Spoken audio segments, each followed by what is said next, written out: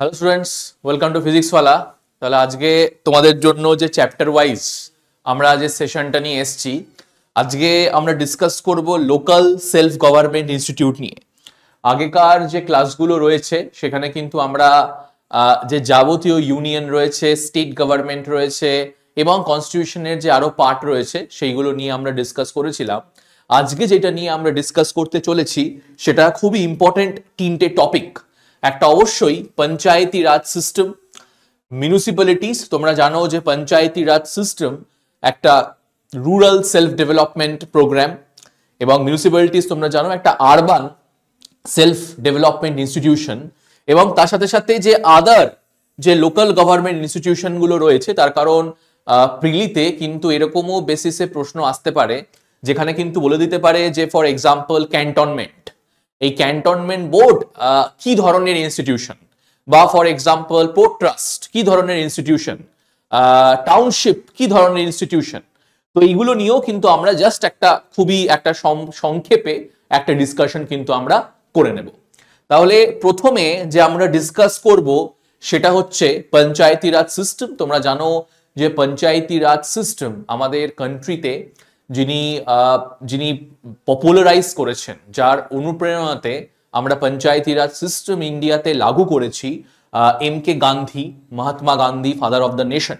তিনি কিন্তু বলেছিলেন যেইখানে পঞ্চায়েতি রাজ এস্টাবলিশ হবে, যেখানে পঞ্চায়েতি রাজ গড়ে উঠবে, সেইখানে কিন্তু মানুষের যে ওপিনিয়ন সেটা এতটাই দৃঢ় হবে, এতটাই শক্ত হবে যে সেইখানে ভায়োলেন্সের বা সেইখানে কোনো রকমের হিংসার কিন্তু কোনো রকম ছাপ থাকবে না।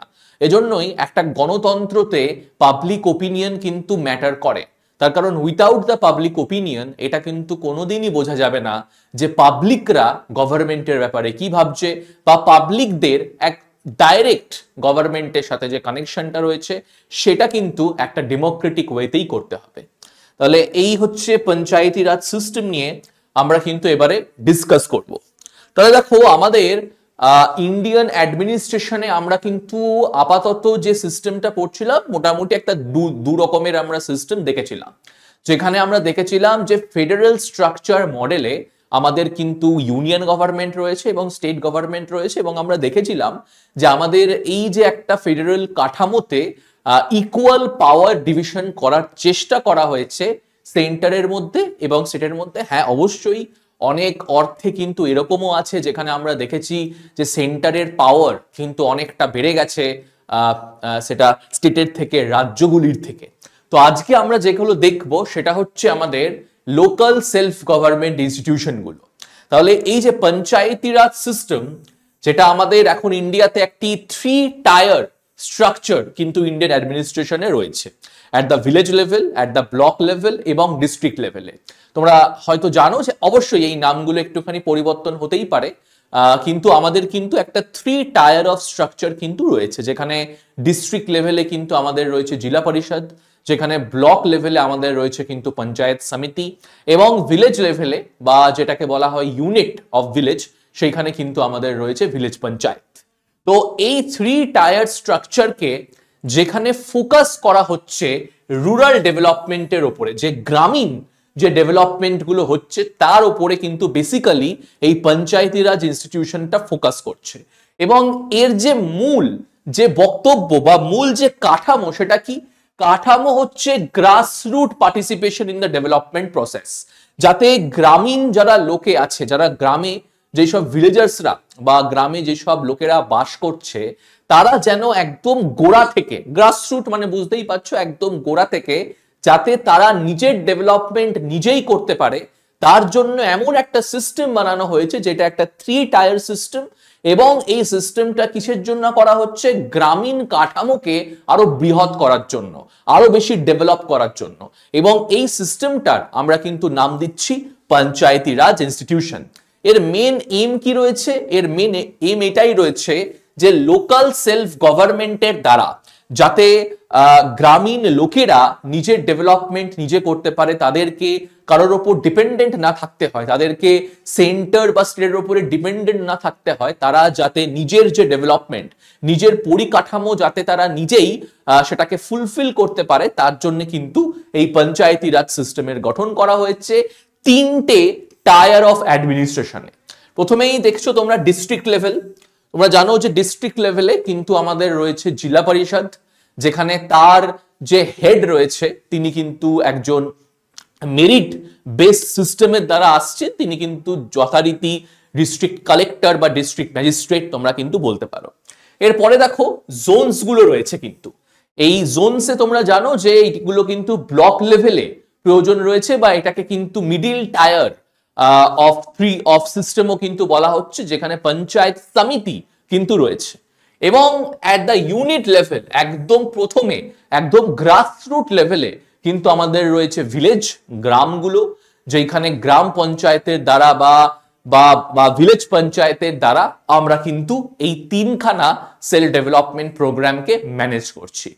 এবং এই যে আমাদের যে গ্রাম স্বরাজ, এই যে ব্যাপারটা তোমরা হয়তো জানো যে স্বরাজ হয়তো মানায়, আমরা হয়তো এইটাই জানি যে পলিটিক্যাল ইন্ডিপেন্ডেন্স, কিন্তু গান্ধীজি কিন্তু স্বরাজ মানে শুধুমাত্র পলিটিক্যাল ইন্ডিপেন্ডেন্স বলেনি, তিনি কিন্তু স্বরাজ ব্যক্তিত্ব বা ইন্ডিভিজুয়াল লেভেলেও কিন্তু তিনি এটাকে ডেভেলপ করেছিলেন। তার প্রসঙ্গ এটাই ছিল যাতে মানুষরা সর্বপ্রথম পলিটিক্সে পার্টিসিপেট করতে পারে, দ্বিতীয় তারা যাতে ডেভেলপমেন্টের উপরে কারোর উপর ডিপেন্ডেন্ট না থাকতে হয়, এবং তৃতীয় তাদের যে প্রবলেমস গুলো রয়েছে, তার কারণ দেখো বিভিন্ন গ্রামে কিন্তু বিভিন্ন প্রবলেমস রয়েছে, কোনো হয়তো গ্রামে রাস্তাঘাট খারাপ, কোনো হয়তো গ্রামে শিক্ষার ব্যবস্থা সেরকম করে পৌঁছয়নি, কোনো হয়তো গ্রামে যে ওয়াটার যে ব্যবস্থা রয়েছে, যে পানীয় জলের ব্যবস্থা রয়েছে সেইটা ঠিক না। তাহলে এইগুলো তো গ্রামের লোকেরাই নিজেদের প্রবলেমটাকে সলভ করতে পারে যদি তাদেরকে রিসোর্সেস দেয়া হয়, যদি তাদেরকে অথরিটি বা ক্ষমতা দেয়া হয়। তাহলে এই কিন্তু গ্রাম স্বরাজের কিন্তু এটা একটা গুরুত্বপূর্ণ দিক, যেখানে পঞ্চায়েতি রাজের যে ফাউন্ডেশন, আমাদের father of the nation Mahatma Gandhi কিন্তু তিনি সর্বপ্রথম চেয়েছিলেন যে ইন্ডিয়ান যে সিস্টেমটা রয়েছে সেটা পার্লামেন্টারি সিস্টেম না হয়ে একটা রামরাজ্য হোক, তার মানে পঞ্চায়েতি ব্যবস্থার মধ্যে হোক, যেখানে মানুষ স্বতঃস্ফূর্তভাবে, যেখানে মানুষ একদম ডাইরেক্টলি যাতে পলিটিক্সে অংশগ্রহণ করতে পারে। তার সাথে দেখো আমাদের ইন্ডিপেন্ডেন্সের আগেও কিন্তু এই পঞ্চায়েতি রাজ সিস্টেম বা যেটাকে বলা হয় ডিসেন্ট্রালাইজেশন, দ্বিকেন্দ্রীয়করণ করার কিন্তু একটি ব্যবস্থা হয়েছিল। লর্ড মেয়ো রেজলিউশন অফ 1870 সেখানে কিন্তু ডিসেন্ট্রালাইজেশন, দ্বিকেন্দ্রীকরণ করার কিন্তু একটা কথা বলা হয়েছিল। তার কারণ হচ্ছে এটাই, যাতে ম্যানেজমেন্টে আরো ইফিসিয়েন্সি আসতে পারে, যাতে ফিনান্সিয়াল রিসোর্সেস যাতে গ্রামে পৌঁছতে পারে, গ্রামের লোকেরা যাদের নিজেদের ডেভেলপমেন্ট করতে পারে। এই জন্যে কিন্তু লর্ড মেয়ো রেজলিউশন অফ 1870 প্রথম একটা গুরুত্বপূর্ণ রেজলিউশন, যার দ্বারা দ্বিকেন্দ্রীয়করণ করার কথা একটা ভাবা হয়। নেক্সট দেখো রিপন রেজলিউশন অফ 1882। তোমরা এইটা মিউনিসিপ্যালিটিতে আরো বিস্তারভাবে পড়বে, যেখানে Magna Carta of local democracy in India কিন্তু বলা হচ্ছে রিপন রেজলিউশন অফ 1882, যেটা ফোকাস করেছে টাউনসের ওপরে, এবং যাতে নন অফিসিয়াল যারা মেম্বার রয়েছে তারাও যাতে এই লোকাল বডিস এর পার্ট হতে পারে, তারও কিন্তু একটি প্রক্রিয়া নেওয়া হয়েছে। তাহলে এই রিপন রেজলিউশন অফ 1882 এটা কিন্তু বলা হচ্ছে Magna Carta of local democracy in India, এবং এটা কিন্তু মূলত ফোকাস করে টাউনসের উপরে, যে আরবানাইজেশন রয়েছে আমাদের তার উপরে কিন্তু বেসিক্যালি এটা ফোকাস করে। তার সাথে দেখো ন্যাশনাল মুভমেন্ট, যখন আমাদের ন্যাশনাল মুভমেন্ট হয় তখন এই পঞ্চায়েতি রাজের কিন্তু একটি দুটো ভিউ পয়েন্ট হয়। একটা ভিউ পয়েন্ট অফকোর্স গান্ধী তিনি কিন্তু ফেভার করেন ভিলেজ স্বরাজ বা পঞ্চায়েতি রাজ সিস্টেমকে, যেখানে ভিলেজ পঞ্চায়েতের মাধ্যমে ইন্ডিয়ার যে পলিটিক্যাল যে অর্গানাইজেশন রয়েছে বা ইন্ডিয়ার যে পলিটিক্যাল অর্গানস গুলো রয়েছে তার কিন্তু ডেভেলপ করার কথা বলা হয়। এবং অপরদিকে কিন্তু ভিউ থাকে ডক্টর বি আর আম্বেদকরের, এবং ডক্টর বি আর আম্বেদকর কিন্তু বিলিভ করে যে ভিলেজ রিপ্রেজেন্টেশন কিন্তু করা সম্ভব না এখনকার। তার কারণ ভিলেজের অনেক মানুষই কিন্তু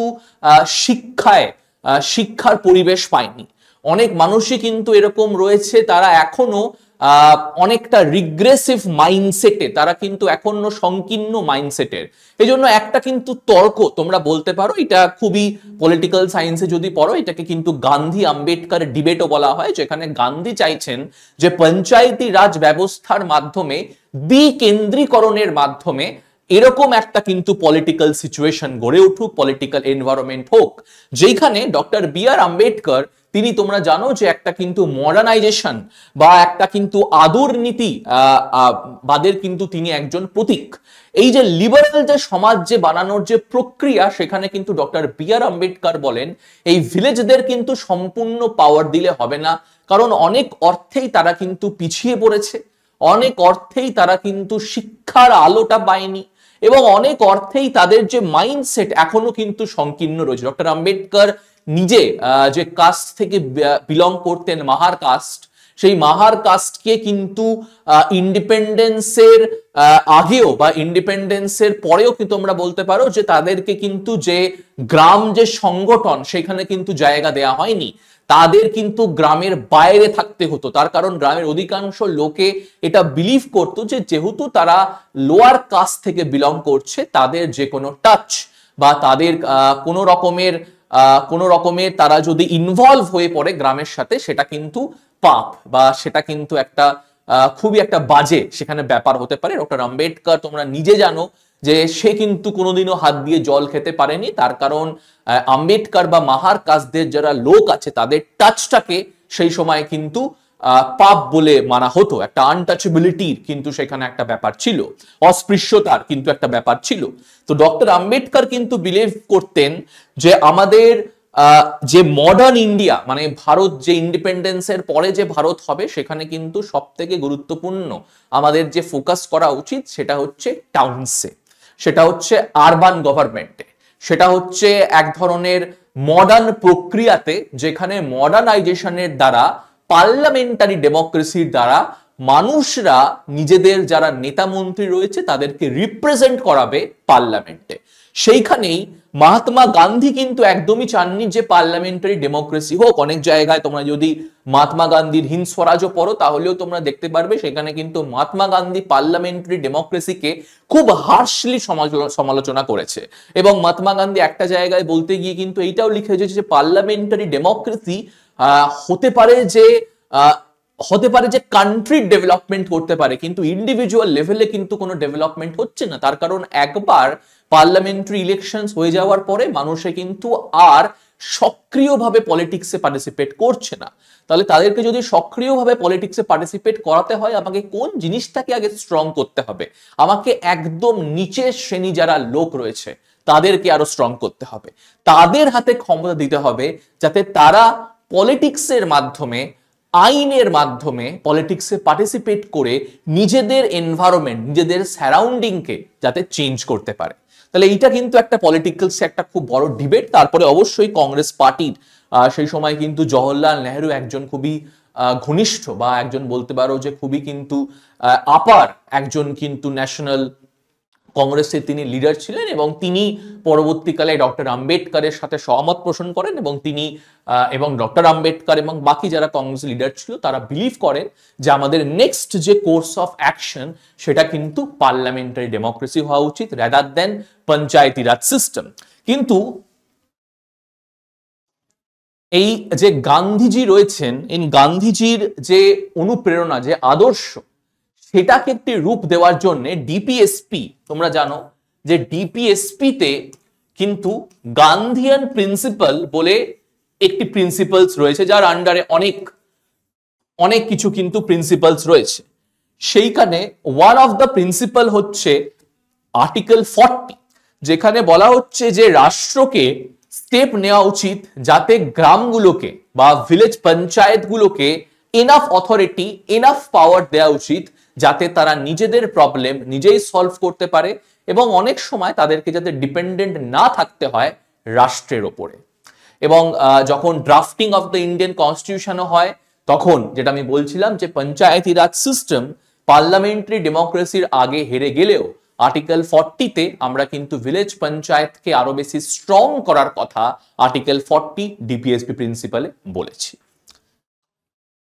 নেক্সট আমরা দেখো এবারে পঞ্চায়েতি রাজ সিস্টেম আমাদের অবশ্যই সংবিধানে প্রথম দিকে অ্যাড না থাকলেও তার কিন্তু প্রিন্সিপালসটা আমরা রেখেছিলাম article 40 of the Indian constitution DPSP Gandhian প্রিন্সিপালে।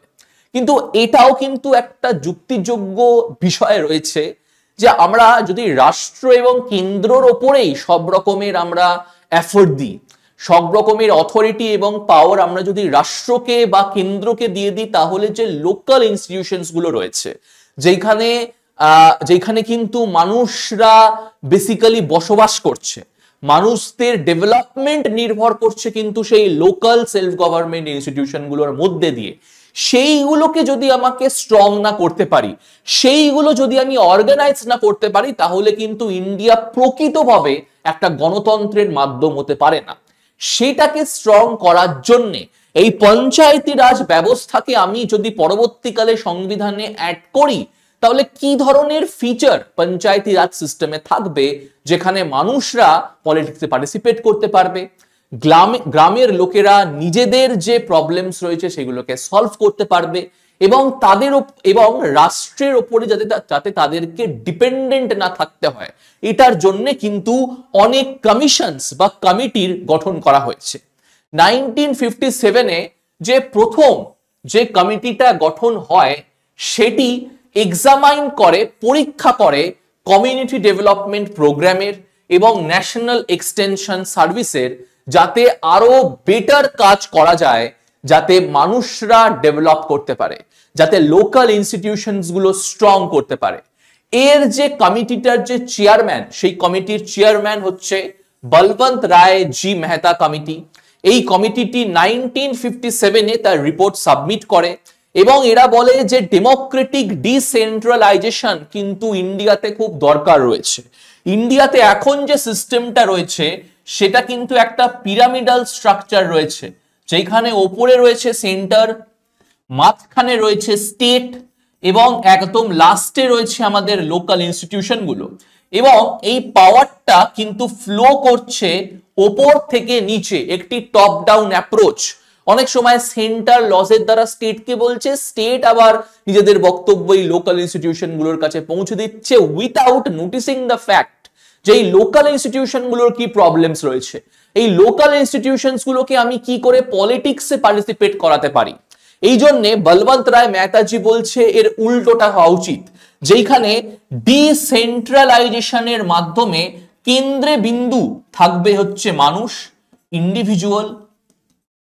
ইন্ডিভিজুয়ালের পরে থাকবে হচ্ছে লোকাল ইনস্টিটিউশন গুলো এবং যথারীতি রাষ্ট্র এবং কেন্দ্র যাতে লোকাল ইনস্টিটিউশন গুলো নিজেদের প্রবলেমস এর কথা বলতে পারে এবং তাদেরকে যেন ডিপেন্ডেন্ট না থাকতে হয় রাষ্ট্রের উপরে তাদের প্রবলেম সলভ করার জন্য। ব্রিটিশ সময়েও কিন্তু এই প্রবলেমটা ছিল যে তিনটে প্রবলেম ব্রিটিশ সময় এই পঞ্চায়েতি রাজ ইনস্টিটিউশন গুলো বা লোকাল সেলফ ডেভেলপমেন্ট ইনস্টিটিউশন গুলো ফেস করেছে। সেটা হচ্ছে এইটাই, প্রথম কথা হচ্ছে অবশ্যই তাদেরকে যে রাস্তাঘাট হোক না কেন বা যে গ্রামের যে ডেভেলপমেন্ট হোক না কেন, তার জন্য কিন্তু অনেক সময় ফেডারেল গভর্নমেন্টের কাছে ডিপেন্ডেন্ট থাকতে হতো। 2 নম্বর, তাদেরকে কোনো রিসোর্সেস, কোনো টাকা পয়সা অ্যালোকেট করা হতো না। এবং 3 নম্বর, তাদেরকে কিন্তু পলিটিক্সে সক্রিয়ভাবে পার্টিসিপেট করানো হতো না।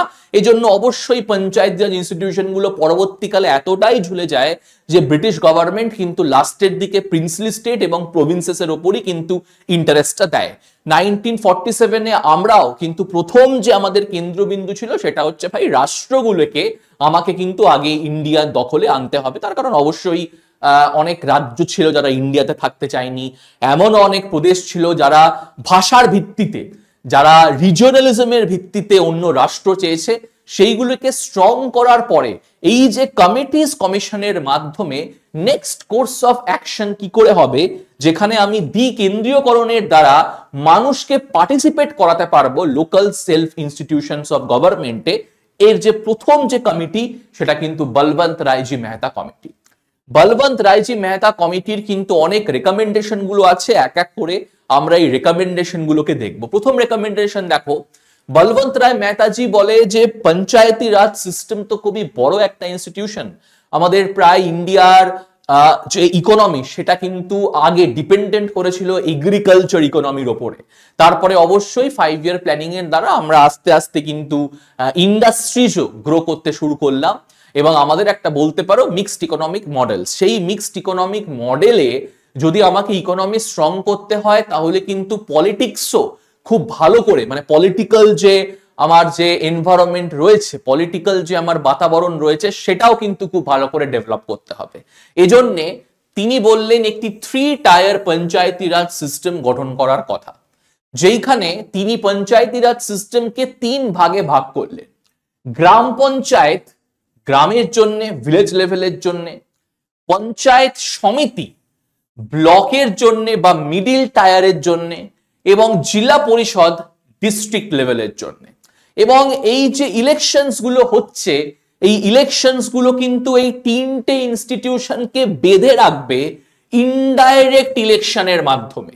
ইনডাইরেক্ট ইলেকশনের মাধ্যমে এই যে 3টে structure of Panchayati Raj system রয়েছে তারা কিন্তু একে অপরকে বেঁধে রাখবে। তার সাথে দেখো, ভিলেজ পঞ্চায়েতের যারা রিপ্রেজেন্টেটিভ তারা কিন্তু ডাইরেক্টলি ইলেক্টেড হচ্ছে, তার সাথে সাথে যারা পঞ্চায়েত সমিতির এবং জেলা পরিষদের রিপ্রেজেন্টেটিভ তারা কিন্তু ইনডাইরেক্টলি ইলেক্টেড হচ্ছে। তাহলে এই জিনিসটা কিন্তু খুব ভালো করে মাথায় রাখবে যে ভিলেজ পঞ্চায়েতের যারা সদস্য হচ্ছে তারা কিন্তু ডাইরেক্টলি ইলেক্টেড রিপ্রেজেন্টেটিভ, তারা কিন্তু মানুষের দ্বারা ডাইরেক্টলি ইলেক্ট হচ্ছে। কিন্তু হোয়ারাস পঞ্চায়েত সমিতি এবং জেলা পরিষদের যারা মেম্বার রয়েছে তারা কিন্তু ইনডাইরেক্টলি ইলেক্টেড মেম্বার। আসলে হচ্ছেটা কি, ব্যাপারটা জাস্ট বলে দিই। সেটা হচ্ছে যে গ্রাম সভা থাকে, কিন্তু এটি হচ্ছে গ্রাম সভা। গ্রাম সভা মানে গ্রামের যারা সদস্য রয়েছে, যারা গ্রামে বসবাস করছে, গ্রামের যে পপুলেশন, তারা কিন্তু সবাই গ্রাম সভার সদস্য। এই গ্রাম সভার সদস্যরা নিজেদের মধ্যে ভোটিং করে যারা গ্রাম পঞ্চায়েতের লোক তাদেরকে ইলেক্ট করছে। এই গ্রাম সভার মিনিমাম এজ ভোটিং দেওয়ার জন্য 18 ইয়ার্স। তাহলে গ্রামের যারা পপুলেটেড লোক তারা ভোটিং করে কিছু জনকে গ্রাম পঞ্চায়েতের মেম্বার করছে। তাহলে বুঝতেই পারলে এটা কিন্তু একটা ডাইরেক্ট ইলেকশন, যেখানে গ্রামের লোকেরাই গ্রাম সভার মাধ্যমে ইলেক্ট করছে গ্রাম পঞ্চায়েতের মেম্বারদের। আচ্ছা, তাহলে গ্রাম সভার কিন্তু যারা লোকেরা রয়েছে তারা গ্রাম পঞ্চায়েতের মেম্বারদেরকে ডাইরেক্টলি ইলেক্ট করছে। এবং বলবন্ত রায় মেহতাজি এটাই বলেছিলেন যে পঞ্চায়েত সমিতি এবং জেলা পরিষদ যেন গঠন হয় ইনডাইরেক্টলি ইলেক্টেড মেম্বার্সের দ্বারা। তার সাথে সাথে দেখো, all planning and development activity should be entrusted to these bodies। অবশ্যই এই পঞ্চায়েতি রাজ সিস্টেম কিন্তু বানানোই হচ্ছে এজন্যে যাতে রাষ্ট্রের কন্ট্রোল কমানো যায়, যাতে সেন্ট্রালাইজেশন যেটা আমাদের রয়েছে সেটা যাতে কম করা যায়। তার জন্যে কিন্তু প্ল্যানিং এবং ডেভেলপমেন্ট এই পঞ্চায়েতি রাজ ইনস্টিটিউশন গুলোকে বা গ্রামের ডেভেলপমেন্টের জন্য কিন্তু এই 3টে স্ট্রাকচারকে দিয়ে দিতে হবে। তার সাথে দেখো, পঞ্চায়েত সমিতি হবে এক্সিকিউটিভ বডি এবং জেলা পরিষদ কিন্তু সুপারভাইজ করবে যে পাওয়ার্স এবং ফাংশনস গুলো এদেরকে দেয়া হচ্ছে, মানে এই যে 3 টায়ার স্ট্রাকচারকে দেয়া হচ্ছে সেইগুলো ঠিক মতো পারফর্ম হচ্ছে কিনা, সেইগুলো ঠিক মতো ডেভেলপমেন্ট হচ্ছে কিনা তার সুপারভিশনের দায়িত্বে থাকবে কিন্তু জেলা পরিষদ। তারা মাঝে মাঝে অ্যাডভাইসও দেবে যে আরো কি করে ডেভেলপ করা উচিত, তার সাথে কোঅর্ডিনেট করবে যে এই 3টে যে দুটো যে বডি রয়েছে গ্রাম পঞ্চায়েত এবং পঞ্চায়েত সমিতি, এদের সাথে কোঅর্ডিনেট করবে যাতে এদের ডেভেলপমেন্ট প্রসেসটা আরো অগ্রগতির দ্বারা হতে পারে। তার সাথে দেখো, ডিস্ট্রিক্ট কালেক্টর চেয়ারম্যান জেলা পরিষদের করা উচিত। তার কারণ তোমরা বুঝতেই পারছো, জেলা পরিষদ কিন্তু একটা ফোকাল পয়েন্ট অফ অ্যাডমিনিস্ট্রেশন। এই জেলা পরিষদ কিন্তু খুবই ইম্পর্টেন্ট এই 3 টায়ার স্ট্রাকচারে। তার কারণ এই যে 3 টায়ার স্ট্রাকচার রয়েছে এইগুলোকে কোঅর্ডিনেট করা, তাদের কাজগুলোকে দেখাশোনা করা, দেখরেখ করা এবং তার সাথে সাথে অ্যাডভাইস দেওয়া, প্ল্যানিং এর হোক, ডেভেলপমেন্টের হোক। এজন্য জেলা পরিষদকে সামলানোর জন্য কিন্তু একটা মেরিট বেসড স্ট্রাকচারে একজনকে থাকা উচিত। এবং তিনি হলেন ডিস্ট্রিক্ট কালেক্টর। তার সাথে সাথে যেই প্রবলেমটা তোমাদেরকে আমি বলছিলাম, যেই প্রবলেমটা পঞ্চায়েত সমিতি ফেস করেছে আগেও, সেটা হচ্ছে ব্রিটিশ অ্যাডমিনিস্ট্রেশনে থাকাকালীন পঞ্চায়েতি রাজ ইনস্টিটিউশনকে কিন্তু এনাফ পাওয়ার দেয়া হয়নি, এনাফ রিসোর্সেস দেয়া হয়নি যাতে তারা ডেভেলপমেন্ট বা পঞ্চায়েতকে এম্পাওয়ার করতে পারে। এজন্য জেনুইন ট্রান্সফার অফ পাওয়ার করতে হবে এই ডেমোক্রেটিক বডিজ গুলোকে, যাতে মানুষ সক্রিয়ভাবে ডেমোক্রেসিতে অংশগ্রহণ করে, গণতন্ত্রতে অংশগ্রহণ করে। এবং অংশগ্রহণটা কিন্তু ডাইরেক্ট পার্টিসিপেশনে হচ্ছে, যেখানে গ্রামের লোকেরা যে গ্রাম পঞ্চায়েতের সদস্যকে ইলেক্ট করছে, তারা কিন্তু নিজেদের মাধ্যমে নিজেদের যে প্রবলেমস গুলো সলভ তখনই করতে পারবে যখন তাদেরকে জেনুইন ট্রান্সফার অফ পাওয়ার দেয়া হবে। তার সাথে সাথে দেখো ডিভলিউশন, এমন একটি সিস্টেম গঠন করা উচিত যেখানে ডিভলিউশন অফ অথরিটি হওয়া উচিত। আচ্ছা, ডিভলিউশন মানে কি? ফর এক্সাম্পল দেখো, মনে করো যে আমাকে আজকে 1000টা কাজ দেয়া হলো। আমাকে বলা হলো যে আপনি রাস্তাঘাট বানাবেন, আপনি গ্রামের যে বিউটিফিকেশন এইটা করবেন, তার সাথে সাথে গ্রামের সমস্যাগুলো দেখবেন, গ্রামের লাইব্রেরি হোক না কেন, লেখাপড়া হোক না কেন, ড্রেনেজ সিস্টেম হোক না কেন, এইগুলো দেখবে। এবং একটা লোকের পক্ষে তো এত কিছু দেখা সম্ভব না। তাহলে পাওয়ারটাকে আমি যদি ডিভাইড করে দিই এমন ভাবে যেখানে একটা ইনস্টিটিউশন বা একটা লোকে একটা কাজ করলো, তাহলে এরকম ডিভলিউশন করতে হবে, যার মাধ্যমে কাজগুলিকে আমি ডিভিশন করে দেব, যাতে কাজগুলোর মধ্যে কোঅর্ডিনেশন থাকে, যাতে মানুষ একটি অ্যাডমিনিস্ট্রেশন ভালো করে সামলাতে পারে। তাহলে এইটা হচ্ছে কিন্তু বলবন্ত রায় মেহতাজির রেকমেন্ডেশন। কি কি রেকমেন্ডেশন আমরা পড়লাম? 3 টায়ার স্ট্রাকচার থাকা উচিত, যেখানে গ্রাম পঞ্চায়েত গ্রাম লেভেলে, পঞ্চায়েত সমিতি ব্লক লেভেলে, জেলা পরিষদ হচ্ছে একদম ডিস্ট্রিক্ট লেভেলে। আমরা দেখলাম জেলা পরিষদ এখানে ফোকাল লেভেল অফ অ্যাডমিনিস্ট্রেশনে রয়েছে, যারা সুপারভিশন করবে, যারা কোঅর্ডিনেট করবে এবং অ্যাডভাইস করবে বাকি দুটো ইনস্টিটিউশন গুলোকে। এই পঞ্চায়েতি রাজ সিস্টেমকে চালাতে গেলে ডিস্ট্রিক্ট কালেক্টর কিন্তু জেলা পরিষদের চেয়ারম্যান হবে। এই ইনস্টিটিউশন গুলোকে জেনুইন পাওয়ার দিতে হবে যাতে তারা তাদের ডেভেলপমেন্ট গুলোকে করতে পারে, রাস্তাঘাট হোক না কেন। বা আমরা পরবর্তীকালেও দেখবো যে পঞ্চায়েতি রাজকে 29টা কাজ কিন্তু দেয়া হয়েছে 11 শিডিউলের মাধ্যমে, সেই কাজগুলো করতে হবে। এবং তার সাথে সাথে কিন্তু সিস্টেম গঠন করতে হবে যাতে আমরা এই পাওয়ার গুলোকে সেপারেট করে দিতে পারি বিভিন্ন বডিজ এর আন্ডারে। তাহলে এই হচ্ছে বলবন্ত রায় মেহতার রেকমেন্ডেশন। এবারে আমরা চলে আসছি রাজস্থান প্রথম কিন্তু রাজ্য যেটি পঞ্চায়েতি রাজ ব্যবস্থা গঠন করে। আমাদের সেই সময়কার প্রাইম মিনিস্টার 1959-এ নাগুর ডিস্ট্রিক্টে কিন্তু এই 3 টায়ার অফ পঞ্চায়েতি রাজ সিস্টেমের গঠন করে। একটুখানি ডেটটা মাথায় রাখো, অক্টোবর 2, যেহেতু গান্ধীজির অনুপ্রেরণাতে আমরা পঞ্চায়েতি রাজ ব্যবস্থাকে ইন্ডিয়াতে সংবিধানে আমরা আনি, এজন্য কিন্তু এই অক্টোবর 2 তারিখে 1959-এ রাজস্থান রাজ্যের নাগর ডিস্ট্রিক্টে প্রথম পঞ্চায়েতি রাজ সিস্টেম কিন্তু চালু হয়। এবং তারপরে আন্ধ্রপ্রদেশে কিন্তু এটা হয়। কিন্তু মুশকিলটা কি হয় জানো? বলবন্ত রায় মেহতাজি 3 টায়ার স্ট্রাকচার করলেও বিভিন্ন রাজ্যগুলো কিন্তু 3 টায়ার স্ট্রাকচার করে না। For example Tamil Nadu, West Bengal, কোথাও কোথাও 2nd টায়ার স্ট্রাকচার হয়, কোথাও কোথাও 4th টায়ার স্ট্রাকচার হয়ে যায়। এজন্য কোনো রাজ্যের মধ্যে সামঞ্জস্য থাকে না। এজন্য বলবন্ত রায় মেহতাজির যে রেকমেন্ডেশন সেটা কিন্তু পুরোপুরি ইমপ্লিমেন্ট করা যায় না। পরবর্তীকালে ডিসেম্বর 1977-এ প্রথম নন কংগ্রেস গভর্নমেন্ট গঠন হয় জনতা গভর্নমেন্টের নেতৃত্বে, এবং জনতা পার্টি আরেকটা কমিটির গঠন করে, যার চেয়ারম্যান হয় অশোক মেহতা কমিটি। অশোক মেহতা কমিটি এর মধ্যে 132 খানা রেকমেন্ডেশন দেয় যাতে পঞ্চায়েতি রাজ ব্যবস্থা যেটা ডিক্লাইনে চলছে, যেটার এখনো অবধি কিন্তু কোনো ফলস্বরূপ রেজাল্ট পাওয়া যায়নি, সেটাকে এম্পাওয়ার করার জন্য। তাহলে আমরা দেখে নেব যে অশোক মেহতা কমিটি 1977-এ তাদের কি কি রেকমেন্ডেশন ছিল।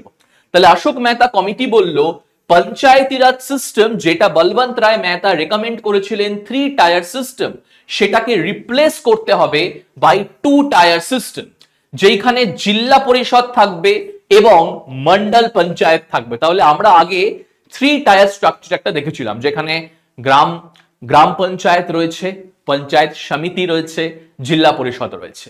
কিন্তু অশোক মেহতা কমিটি বলছে 3 টায়ার স্ট্রাকচারের প্রয়োজন নেই, 2টো টায়ার স্ট্রাকচার করলেই হবে, যেখানে একদম টপে কিন্তু রয়েছে জিল্লা পরিষদ, জিল্লা পরিষদের নিচে বা জিল্লা পরিষদের আন্ডারে কাজ করছে কিন্তু আমাদের মন্ডল পঞ্চায়েত। এবং সেখানে বলা হচ্ছে, যেটা আমি আগেও বললাম, যে ডিস্ট্রিক্ট কিন্তু first point of decentralisation, district কিন্তু দ্বিকেন্দ্রীকরণের প্রথম একটি কিন্তু টায়ার, যেখানে ডিস্ট্রিক্ট কোঅর্ডিনেট করবে রাজ্যের সাথে এবং ডিস্ট্রিক্ট কিন্তু কোঅর্ডিনেট করবে, সুপারভিশন করবে মন্ডল পঞ্চায়েত গুলোকে। তাহলে ডিস্ট্রিক্টকে কিন্তু এইখানেও একটা ফোকাল পয়েন্টে রাখা হলো। নেক্সট আমরা দেখে নেব জিল্লা পরিষদকে এক্সিকিউটিভ বডি বানানো হোক এবং তারা কিন্তু ডিস্ট্রিক্টে যে প্ল্যানিং হবে, ডিস্ট্রিক্টে যে ডেভেলপমেন্ট হবে তার জন্য কিন্তু তারা রেসপন্সিবল থাকবে। তার সাথে সাথে দেখো, এই যে পঞ্চায়েতি ব্যবস্থাতে যে ইলেকশনস কন্ডাক্ট করানো কিন্তু খুব দরকার। তার কারণ হয়তো গ্রাম পঞ্চায়েত বা পঞ্চায়েত সমিতির যারা এখনকার সদস্য রয়েছে তারা ওরকম করে কাজ পারফর্ম করতে পারছে না, তারা সেরকম করে ডেভেলপমেন্ট পারফরমেন্স দিতে পারছে না। তাহলে তাদেরকে রিপ্লেস করে যাতে ইলেকশনের মাধ্যমে আমরা অন্য গ্রাম পঞ্চায়েত বা পঞ্চায়েত সমিতি রিপ্রেজেন্টেটিভকে ইলেক্ট করতে পারি, তার জন্য ইলেকশনের প্রয়োজন আছে। এই ইলেকশনটা কিসের বেসিসে হবে? ইলেকশনটা কিন্তু গণতন্ত্রের মাধ্যমে হবে, যেখানে পলিটিক্যাল পার্টিজের পার্টিসিপেশন কিন্তু দরকার রয়েছে, যেখানে পলিটিক্যাল পার্টিরা যেরকম পার্লামেন্টের ইলেকশনে বা স্টেট অ্যাসেম্বলির ইলেকশনে তাদের প্রতিনিধিত্ব পাঠায় বা তাদের প্রতিনিধিদের পাঠায়, তেমনি কিন্তু পঞ্চায়েতি ব্যবস্থাতেও এই পলিটিক্যাল পার্টির পার্টিসিপেশন কিন্তু দরকার রয়েছে। তার সাথে যেই পয়েন্টটা তোমাদের বারবার আমি বলছি, যে এই যে সেলফ মানে কি? সেলফ মানে আমি নিজের ডেভেলপমেন্ট নিজে করব, আমাকে যেন কোথাও বলতে না হয়। তাহলে এইটা যদি করতে হয় আমার তো রিসোর্সেস লাগবে, আমার তো ফিনান্সিয়াল ব্যাকআপ লাগবে। এই ব্যাকআপটা যাতে সবসময় রাজ্য বা সেন্টারের উপরে তাদের ডিপেন্ডেন্ট না করতে হয়, এই জন্য পঞ্চায়েত ব্যবস্থা বা পঞ্চায়েতি যারা স্ট্রাকচার রয়েছে তাদেরকেই বলছে তোমরাই ট্যাক্স কালেক্ট করবে।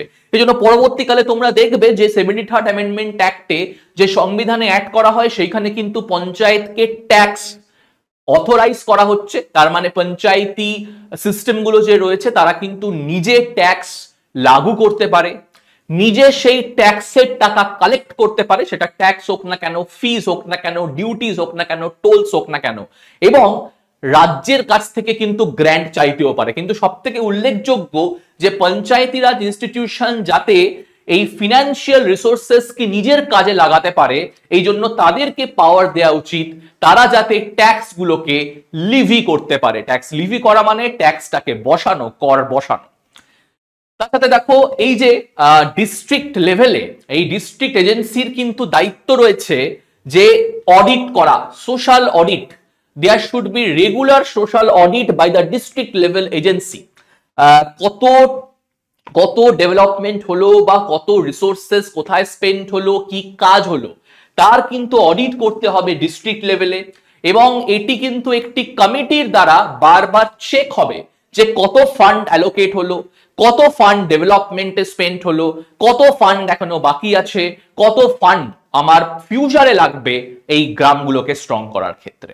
তাহলে এই কিন্তু অশোক মেহতা কমিটির রেকমেন্ডেশন। তার সাথে দেখো, যেটা আমি তোমাদেরকে আগেও বললাম, সেটা হচ্ছে ন্যায় পঞ্চায়েত। খুব ইম্পর্টেন্ট কিন্তু ন্যায় পঞ্চায়েতকে একটা সেপারেট বডি হিসেবে ডেভেলপ করা উচিত। আচ্ছা, ন্যায় পঞ্চায়েত কি? তোমরা হয়তো জানো যে গ্রামের অনেক কিন্তু ছোট ছোট প্রবলেমস রয়েছে, অনেক কিন্তু ছোট ছোট জুডিশিয়াল প্রবলেমস রয়েছে।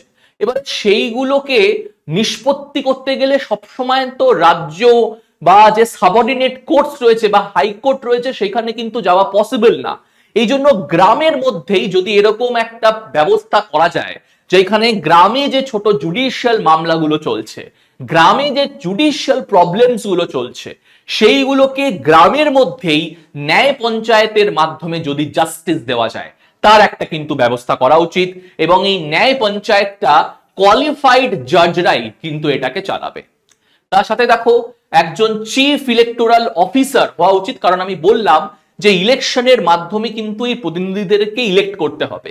তাহলে যদি ইলেকশনের মাধ্যমে আমাকে প্রতিনিধিদের ইলেক্ট করতে হয়, তাহলে কিন্তু যেটা সব থেকে ইম্পর্টেন্টলি প্রয়োজন রয়েছে কি, একটা নিরপেক্ষ ইলেকশন কমিশনের যে নিরপেক্ষভাবে ইলেকশনটা কন্ডাক্ট করাবে।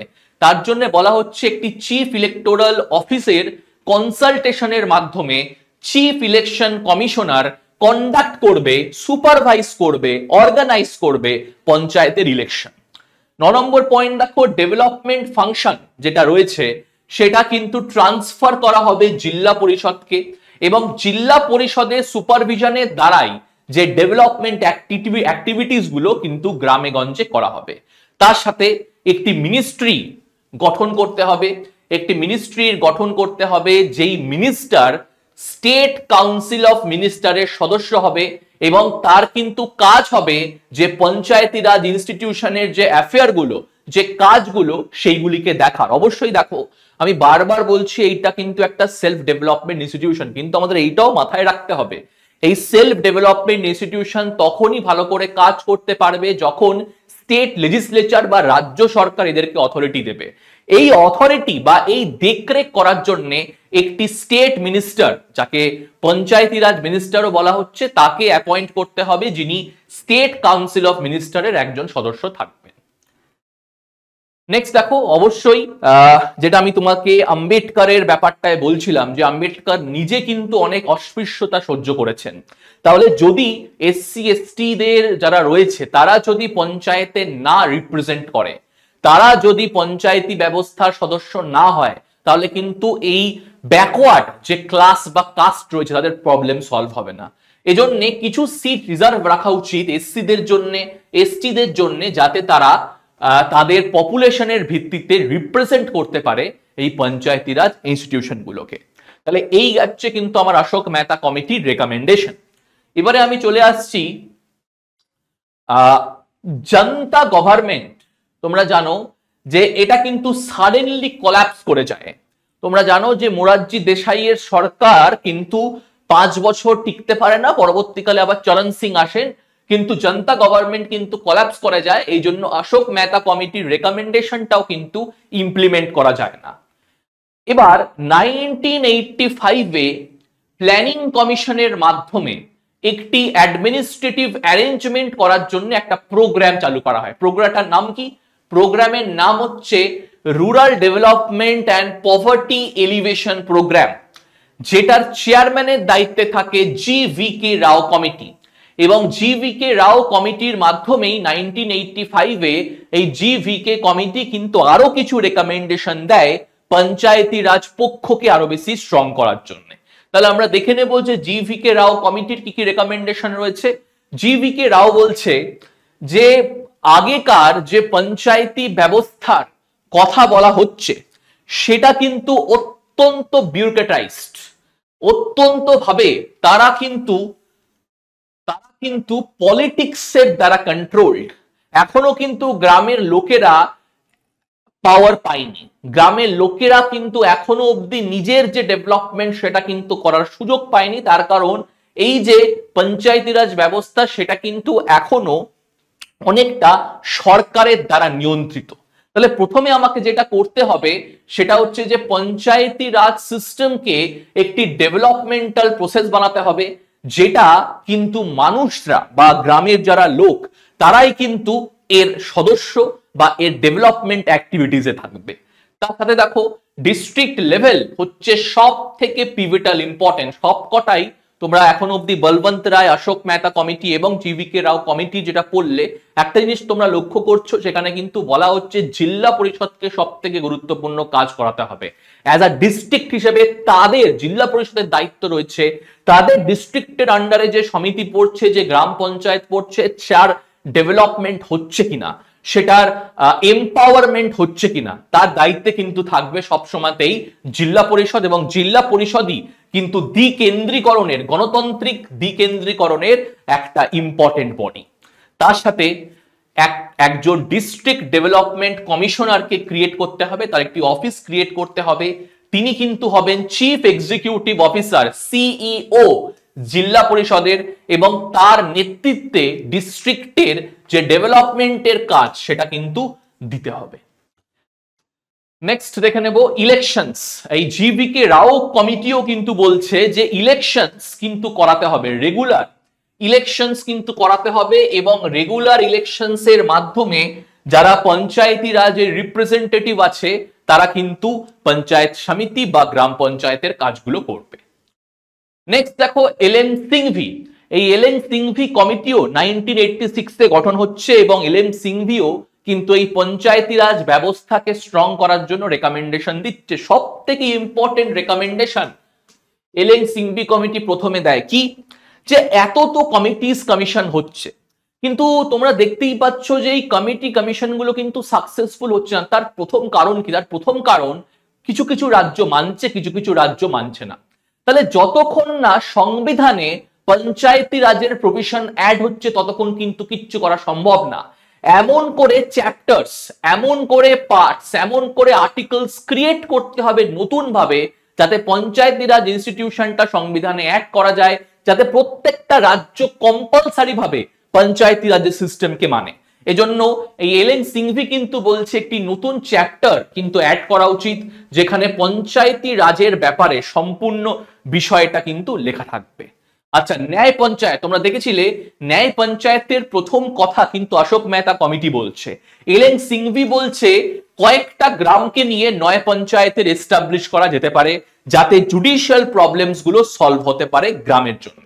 তার সাথে সাথে দেখো গ্রাম পঞ্চায়েতকে বা রেকগনিশন অফ ভিলেজেস, যেটা গ্রাম পঞ্চায়েত রয়েছে সেটাকেও কিন্তু গুরুত্ব দিতে হবে। আমরা এতক্ষণ ধরে কিন্তু দেখছিলাম মেন গুরুত্ব কিন্তু জেলা পরিষদে দেয়া হয়েছিল, কিন্তু গ্রাম পঞ্চায়েত যেটা ফার্স্ট লেভেল সেইখানেও কিন্তু আমাকে এক্সট্রিম ইম্পর্টেন্স দিতে হবে, যাতে গ্রামের লোকেরা একদম গ্রাসরুট থেকে কিন্তু পলিটিক্সে পার্টিসিপেট করতে পারে। তার সাথে দেখো কমিটি এমফেসাইজেস দ্য ইম্পর্টেন্স, যেটা বললাম যে গ্রাম সভার ইম্পর্টেন্স, এবং এই গ্রাম সভার কিন্তু ডাইরেক্ট ডেমোক্রেসি, যেটা আমি বারবার বলছি, তাদেরটা কিন্তু ইনডাইরেক্ট গণতন্ত্র না, তারা ডাইরেক্টলি পলিটিক্সে পার্টিসিপেট করবে এবং ডাইরেক্টলি পলিটিক্সে ডিসিশন নেবে, এবং এটা কিন্তু একমাত্র হতে পারে যদি গ্রাম সভার যারা মেম্বার রয়েছে তারা ডাইরেক্টলি পলিটিক্সের সাথে যুক্ত থাকে। তার সাথে দেখো গ্রাম পঞ্চায়েতকে ফিনান্সিয়াল রিসোর্স অ্যালোকেট করতে হবে, পয়সা বা ফিনান্স অ্যালোকেট করতে হবে, যাতে তারা প্রবলেমস গুলোকে আইডেন্টিফাই করে সলভ করতে পারে। তার সাথে জুডিশিয়াল ট্রিবিউনালস, তোমরা হয়তো জানো, এটার ব্যাপারে তোমরা শুনেছো যে আমাদের যে হায়ারার্কি অফ কোর্ট রয়েছে তার মধ্যে কিন্তু জুডিশিয়াল ট্রিবিউনালস রয়েছে, এবং জুডিশিয়াল ট্রিবিউনালস প্রত্যেকটা রাজ্যে এস্টাবলিশ করতে হবে, যাতে ইলেকশন, যে পঞ্চায়েতি রাজের যে ইলেকশন হচ্ছে সেইখানে যদি কোনো রকম ডিসপিউট হয় বা সেইখানে যদি কোনো রকমের আমি অ্যাবনর্মাল কোনো পরিস্থিতি দেখি, সেটা কিন্তু জুডিশিয়াল ট্রিবিউনালসের দ্বারা সলভ হতে পারে, যদি পঞ্চায়েতি রাজ ইলেকশনের কোনো রকমের আমি যদি কন্ট্রোভার্সি দেখি, কোনো রকমের যদি আমি ডিসপিউট দেখি। নেক্সট আমি চলে যাচ্ছি থুনগুন কমিটি। দেখো আমরা আগে মানে কিছুদিন আগে পর্যন্ত কিন্তু এলএন সিংভি কমিটি অবধি পড়তাম, কিন্তু আরো দুটো কমিটি কিন্তু আমাদের অ্যাড হয়েছে এবং এগুলো পড়তে হবে। একটা অবশ্যই থুনগুন কমিটি, এবং আমরা দ্বিতীয়টা পড়বো গাডগিল কমিটি। গাডগিল কমিটির যে রেকমেন্ডেশন সেটাই কিন্তু পরবর্তীকালে 73rd অ্যামেন্ডমেন্ট অ্যাক্টে অনেক ক্যারেক্টারিস্টিক্স কিন্তু অ্যাড হয়। তাহলে প্রথমে আমরা দেখে নেব থুনগুন কমিটি 1988। এই থুনগুন কমিটিও কিন্তু বলছে যে পলিটিক্যাল এবং অ্যাডমিনিস্ট্রেটিভ স্ট্রাকচারের দায়িত্ব কিন্তু ডিস্ট্রিক্ট অ্যাডমিনিস্ট্রেশন বা ডিস্ট্রিক্ট প্ল্যানিং এর মাধ্যমেই করতে হবে। পঞ্চায়েতি রাজ ব্যবস্থাকে সংবিধানে অ্যাড করতে হবে। তিনটে tyre of Panchayati Raj system করা উচিত, গ্রামে, ব্লকে এবং ডিস্ট্রিক্ট লেভেলে। জেলা পরিষদ হচ্ছে এইখানে গুরুত্বপূর্ণ একটি ব্যবস্থা, যেটি প্ল্যানিং এবং ডেভেলপমেন্টের দায়িত্বে থাকবে। পঞ্চায়েতি রাজের ইলেকশন প্রত্যেক 5 বছর অন্তর অন্তর হবে, এবং ম্যাক্সিমাম গ্যাপ বিটুইন দুটো, মানে পঞ্চায়েতি রাজের যে ম্যাক্সিমাম গ্যাপ হওয়া উচিত, maximum period of supersession of a body should be 6 months. তার মানে পঞ্চায়েতি রাজের ফর এক্সাম্পল 5 বছর একটি হয়ে গেল, এবং নতুন ইলেকশন যে 5 বছর হয়ে যাচ্ছে, এই নতুন ইলেকশন কিন্তু 6 মাসের মধ্যে করতে হবে। তার মানে হচ্ছে এটা যে পুরনো পঞ্চায়েত যার টেনিয়র কত 5 বছর এবং নতুন পঞ্চায়েত যেটা আসবে তার মধ্যে যেন 6 মাসের বেশি গ্যাপ না থাকে। নেক্সট দেখো, একটি ডিটেল ইনফরমেশন বা ডিটেলে একটি চ্যাপ্টার পঞ্চায়েতি রাজের ব্যাপারে করতে হবে, যেখানে নতুন শিডিউলের আন্ডারে পঞ্চায়েতি রাজের কি কাজ থাকবে, নতুন আর্টিকেলস এর মধ্যে কি কি ক্যারেক্টারিস্টিক্স কম্পালসারি প্রভিশন রাজ্যগুলিকে অ্যাপ্লাই করতে হবে, তার সাথে সাথে কিন্তু একটি ডিটেল চ্যাপ্টারের মাধ্যমে পঞ্চায়েতি রাজের ব্যবস্থার সবকিছুকে কিন্তু সংবিধানে অ্যাড করতে হবে। তার সাথে দেখো এই 3টে টায়ারের রিজার্ভেশন থাকবে 3টে ক্যাটেগরির ভিত্তিতে। এসসি এসটিদের জন্য কিন্তু আগে রিজার্ভেশন ছিল তাদের পপুলেশনের ভিত্তিতে। এবারে দেখো যে ওমেন রয়েছে, ওমেনদের জন্যও কিন্তু রিজার্ভেশন অ্যাড করার কথা বলা হচ্ছে। তার সাথে সাথে স্টেট ফিনান্স কমিশন প্রত্যেক রাজ্যের ক্ষেত্রে এস্টাবলিশ করা হবে। এই স্টেট ফিনান্স কমিশনের কিন্তু দায়িত্বে এই স্টেট ফিনান্স কমিশনকে গঠন করবে গভর্নর, এবং স্টেট ফিনান্স কমিশনের কাজ থাকবে কি, যে ডিস্ট্রিবিউট করা, অ্যালোকেট করা taxes between the local self government institution এবং রাজ্য। তার সাথে দেখো চিফ এক্সিকিউটিভ অফিসার কিন্তু জেলা পরিষদের লাগবে, যার নাম ডিস্ট্রিক্ট কালেক্টর। এবারে চলে যাচ্ছি আমি নেক্সট এবং আমাদের লাস্ট যে কমিটি রয়েছে গাডগিল কমিটি। এটাও কিন্তু একটি ইম্পর্টেন্ট কমিটি এবং বেশিরভাগই এর যে ফিচার রয়েছে তোমরা কিন্তু 73rd অ্যামেন্ডমেন্ট অ্যাক্টে দেখতে পাবে। তাহলে দেখো কি কি ফিচার রয়েছে। তাহলে এই কমিটিটাকে বলা হয় committee on policy and programme. এই কমিটি বলে যে কনস্টিটিউশনাল স্ট্যাটাস পঞ্চায়েতি রাজ সিস্টেমে অ্যাড করা উচিত, 3টে tier of Panchayati Raj system করা উচিত, 5 বছর ইলেকশন, 5 বছর বাদে বাদে ইলেকশনস এর মাধ্যমে পঞ্চায়েতি রাজ ব্যবস্থার যারা দায়িত্বে রয়েছে তাদেরকে ইলেক্ট করা উচিত, ডাইরেক্ট ইলেকশন প্রত্যেকটাই 3টে লেভেলেই কিন্তু ডাইরেক্ট ইলেকশন করানো উচিত, রিজার্ভেশন অফ সিট রাখা উচিত এসসি এসটি এবং ওমেনদের জন্য। তার সাথে এই যে সোশিও ইকোনমিক প্রোগ্রাম, দেখো এই পঞ্চায়েতি ব্যবস্থাকে যদি আমাকে স্ট্রং করতে হয় তাহলে কিন্তু শুধু ইকোনমিক্যালি পলিটিক্যালি স্ট্রং করলে হবে না, এমনও কিন্তু অনেক সামাজিক বিষয় রয়েছে যেখানে গ্রামে গঞ্জের লোকেরা অবগত না, তাদেরকে মডার্নাইজেশনের মাধ্যমে তাদেরকে একটি লিবারাল বা বলতে পারো যে লিবারাল চিন্তাধারার মাধ্যমে কিন্তু তাদের যে প্ল্যান, যে ডেভেলপমেন্ট, সেই জিনিসটা কিন্তু করতে হবে। এজন্য বারবার জেলা পরিষদকে বলা হচ্ছে তারা সোশিও ইকোনমিক ডেভেলপমেন্টের প্ল্যানস প্রিপেয়ার করুক, যেটি 2টো টায়ারে ইমপ্লিমেন্ট বা লাগু করা হবে। তাহলে উদারনীতিবাদ বা সোশিও ইকোনমিক রিফর্মস এর মাধ্যমে কিন্তু ইমপ্লিমেন্ট করা হবে পঞ্চায়েতি রাজ ইনস্টিটিউশনগুলোতে। তার সাথে দেখো এই পঞ্চায়েতি রাজ ব্যবস্থাকে পাওয়ার দিতে হবে যাতে তারা ট্যাক্স বসাতে পারে, কালেক্ট করতে পারে এবং সেটা নিজের প্রয়োজনে খরচা করতে পারে বা স্পেন্ড করতে পারে। স্টেট ফিনান্স কমিশনের গঠন করতে হবে যাতে অ্যালোকেশন অফ ফিনান্সেসটা ভালো করে হয়, যাতে রাজ্য এবং লোকাল ইনস্টিটিউশনের মধ্যে যাতে রিসোর্সেসটা বা ডিস্ট্রিবিউশন অফ ট্যাক্সটা করা যেতে পারে। তার সাথে সাথে স্টেট ইলেকশন কমিশন এই পঞ্চায়েতের ইলেকশনের কিন্তু দেখরেখ করবে। এই হচ্ছে 10খানা রেকমেন্ডেশন গাডগিল কমিটির আমরা দেখলাম। তাছাড়া দেখো আদার 2টো কমিটির নাম শুধু মাথায় রাখো, তোমাদেরকে এর ফিচার্স ব্যাপারে অত পড়তে হবে না, কারণ এইটা বেসিক্যালি কিন্তু পঞ্চায়েতি রাজ ইনস্টিটিউশন নিয়ে না, এদের একটি টায়ারকে নিয়ে। যেরকম দেখো দন্তওয়ালা কমিটি, এটা কিন্তু ব্লক ডেভেলপমেন্ট প্ল্যানিং এর ক্ষেত্রে ইম্পর্টেন্ট।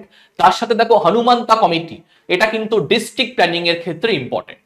তাহলে এই যে আমরা দেখলাম যে এত রেকমেন্ডেশনস, এত কমিটিজ আমরা দেখলাম, এই কমিটিজ গুলো কিন্তু তোমাদের পরীক্ষায় দিয়ে দিতে পারে Ashok Mehta committee is related to what, তখন তোমাদের লিখতে হবে it is related to Panchayati Raj institution, self development ইনস্টিটিউশনও কিন্তু অপশনে দিতে পারে।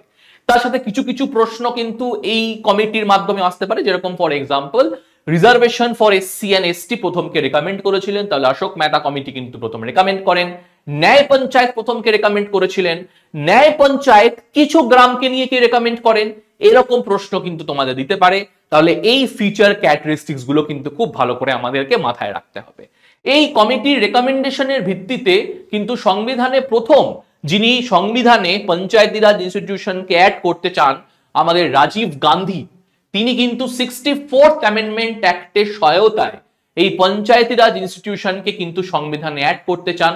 কিন্তু সেই বিলটি লোকসভাতে পাশ হয়ে গেলেও রাজ্যসভাতে কিন্তু সেটি পাশ হয় না।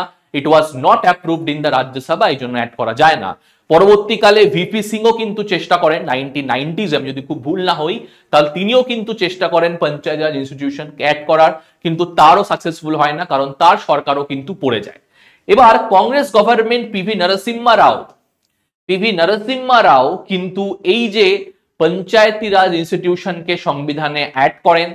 এতে লোকসভায় এই পঞ্চায়েতি রাজের যে বিলটা সেটা 1991-এ করা হয় এবং ফাইনালি এটা বোথ হাউস থেকে অ্যাপ্রুভড হয় in the form of 73rd amendment act 1992, যেটি ফোর্সে আসে 24শে এপ্রিল 1993-তে। এবারে আমরা সাংবিধানিক কিছু কাঠামো দেখে নেব এবং এই জিনিসটা খুব ভালো করে লক্ষ্য করবে, এখানে কিন্তু অনেক জায়গা থেকে প্রশ্ন দেয়। তাহলে আমরা একটা কমিটি রেকমেন্ডেশন দেখেছিলাম, যেখানে গাডগিল কমিটি হোক, এলএম সিংভি কমিটি হোক, থুনমুন কমিটি হোক, তারা কিন্তু বারবার বলছিলেন একটা সেপারেট সংবিধানের চ্যাপ্টার আনা উচিত, যেটা ডিটেলসে পঞ্চায়েতি রাজ ইনস্টিটিউশন নিয়ে ডিল করবে। এজন্য একটা চ্যাপ্টার কিন্তু আনাও হয়, একটি নতুন part 9 of the Indian constitution কিন্তু আনা হয়, যেখানে পঞ্চায়েতে একটি চ্যাপ্টার অ্যাড করে দেওয়া হয় আর্টিকেল 243 থেকে 243 ও, যেখানে 11 শিডিউল, তোমরা জানো যে 11 শিডিউলও কিন্তু আনা হয়। আমাদের 10th শিডিউল কিন্তু অ্যান্টি ডিফেকশন 52nd অ্যামেন্ডমেন্ট অ্যাক্টে আনা হয়েছিল এবং 73rd অ্যামেন্ডমেন্ট অ্যাক্টে এই 11 শিডিউল অ্যাড করা হয়।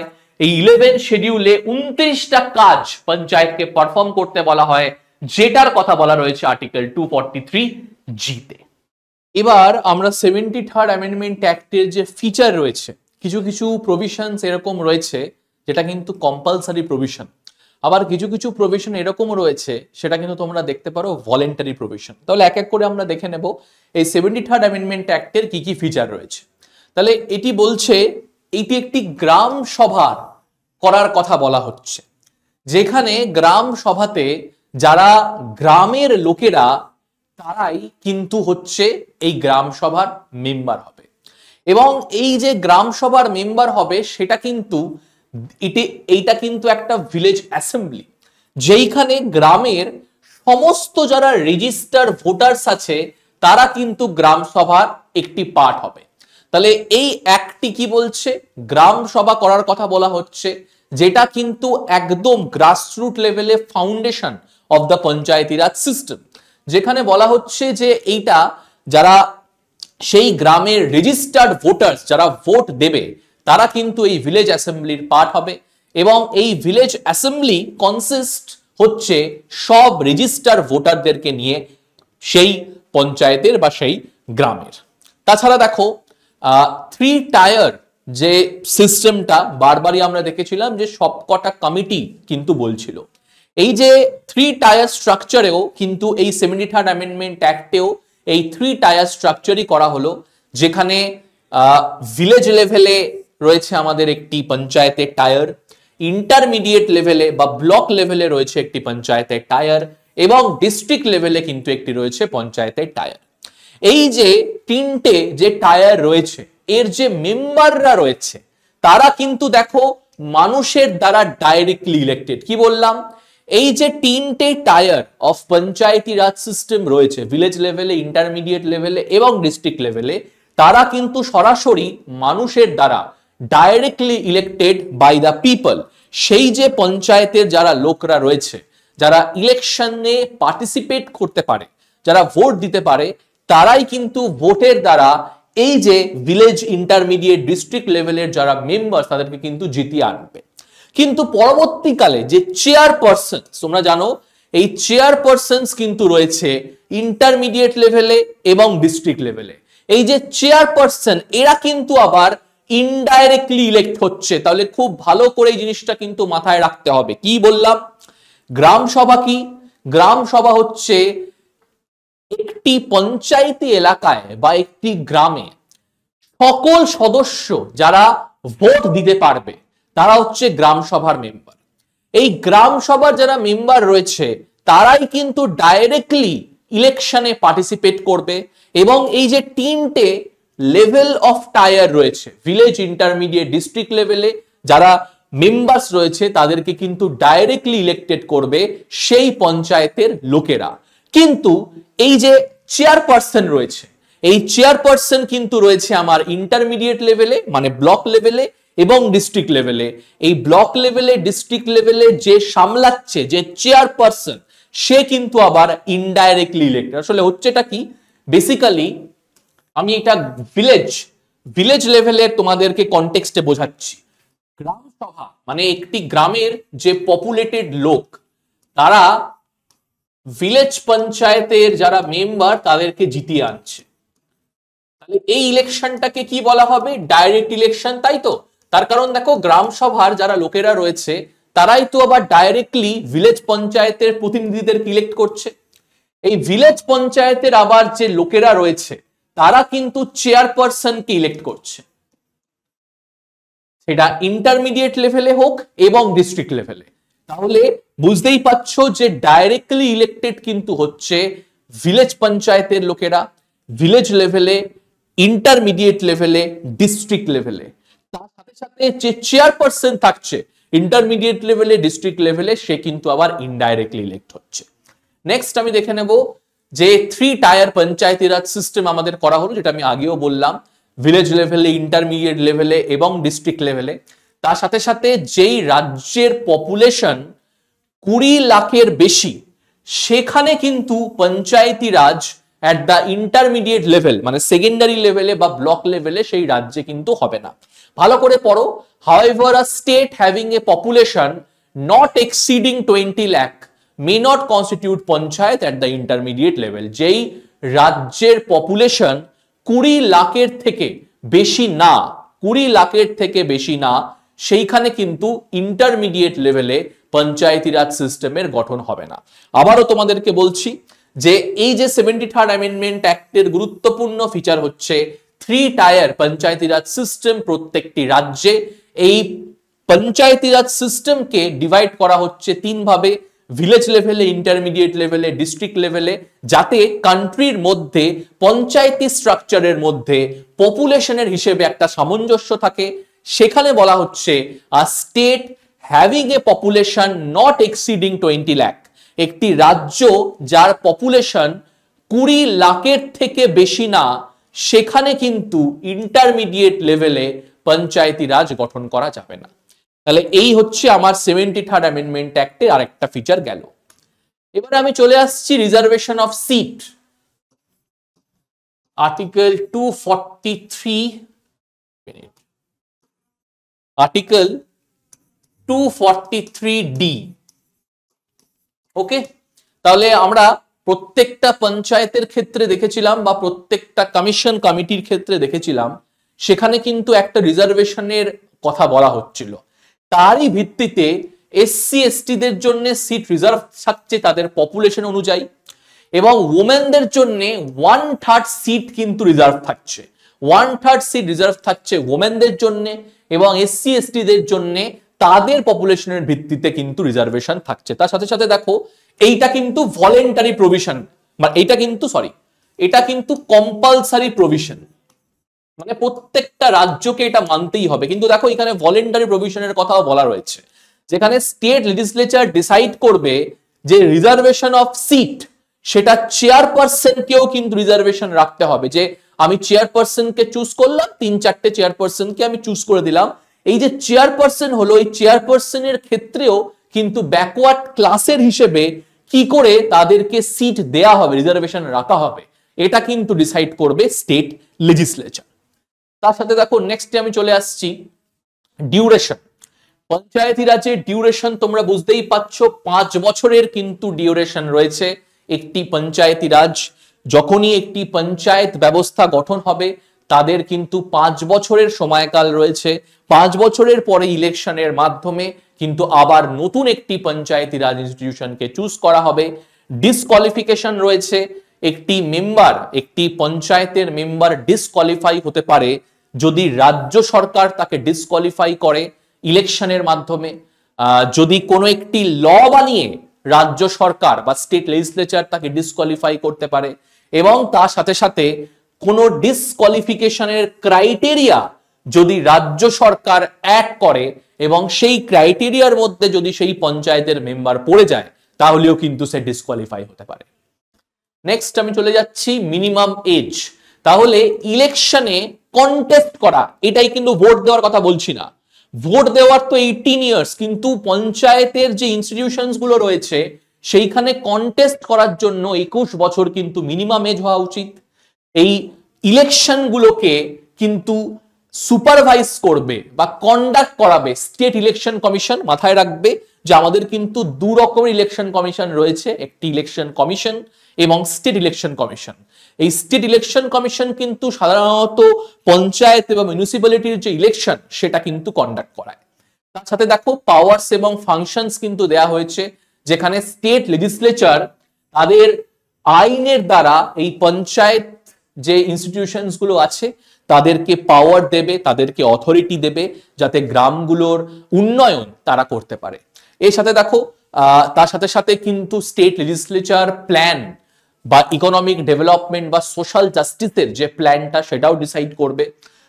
ইমপ্লিমেন্ট হচ্ছে কিনা স্কিমস গুলো, যেগুলো তোমরা জানো যে যেইগুলো সরকারের স্কিমস রয়েছে, এরকম অনেক প্রকল্প কিন্তু আমাদের সরকারও রয়েছে, সেটা কন্যাশ্রী হোক, যুবশ্রী হোক, রূপশ্রী হোক, এই প্রকল্পগুলো গ্রামে গঞ্জে পৌঁছচ্ছে কিনা, বাড়ি বাড়ি পৌঁছচ্ছে কিনা তারও দেখার কিন্তু দায়িত্বে রয়েছে স্টেট লেজিসলেচার। তার সাথে তো এই 29টা ফাংশনাল আইটেমস তো দেওয়াই রয়েছে, তোমরা জানো 11 শিডিউলে কিন্তু 29টা কাজ দেওয়া রয়েছে। আমি 29টা কাজ আর বলছি না, সেটা তোমরা বুঝতেই পারছো, সেটা স্যানিটেশন হোক না কেন, লাইব্রেরি হোক না কেন, রাস্তাঘাট হোক না কেন, বিউটিফিকেশন হোক না কেন, ড্রেনেজ সিস্টেম হোক না কেন, এই সব কিছু কিন্তু এই 29টা ফাংশনাল আইটেমসে বলা রয়েছে। এর সাথে দেখো ফিন্যান্স, খুবই ইম্পর্টেন্ট একটা পয়েন্ট ছিল যে রিসোর্সেস অ্যালোকেট করতে হবে পঞ্চায়েতি রাজের ব্যবস্থাগুলোকে। সেখানে রিসোর্সেস কিন্তু স্টেট লেজিসলেচার এটা কিন্তু নির্ধারণ করতে পারে। তারা পঞ্চায়েতকে বলতে পারে যে তোমরাই ট্যাক্স লাগাও, কালেক্ট করো এবং সেটাকে তোমরাই অ্যাপ্রোপ্রিয়েট করো। সেটা ট্যাক্স হতে পারে, ডিউটিস হতে পারে, টোলস হতে পারে বা ফিজ হতে পারে। বা পঞ্চায়েতকে অ্যাসাইন করে দিল, অ্যাসাইন করা মানে কিন্তু ট্যাক্স বলে দিল রাজ্য যে এতে এত টাকা কর দিতে হবে। অথরাইজ মানে এটা পঞ্চায়েত ডিসাইড করবে যে কি কোন জিনিসে আমি কত টাকা কর বসাবো। তাহলে অ্যাসাইন করতে পারে পঞ্চায়েতকে ট্যাক্সেস, ডিউটিস, টোলস এবং ফিস, এবং সেটি কিন্তু কালেক্ট করবে and collected by the state government, কিন্তু দিয়ে দেবে কাকে? পঞ্চায়েতকে।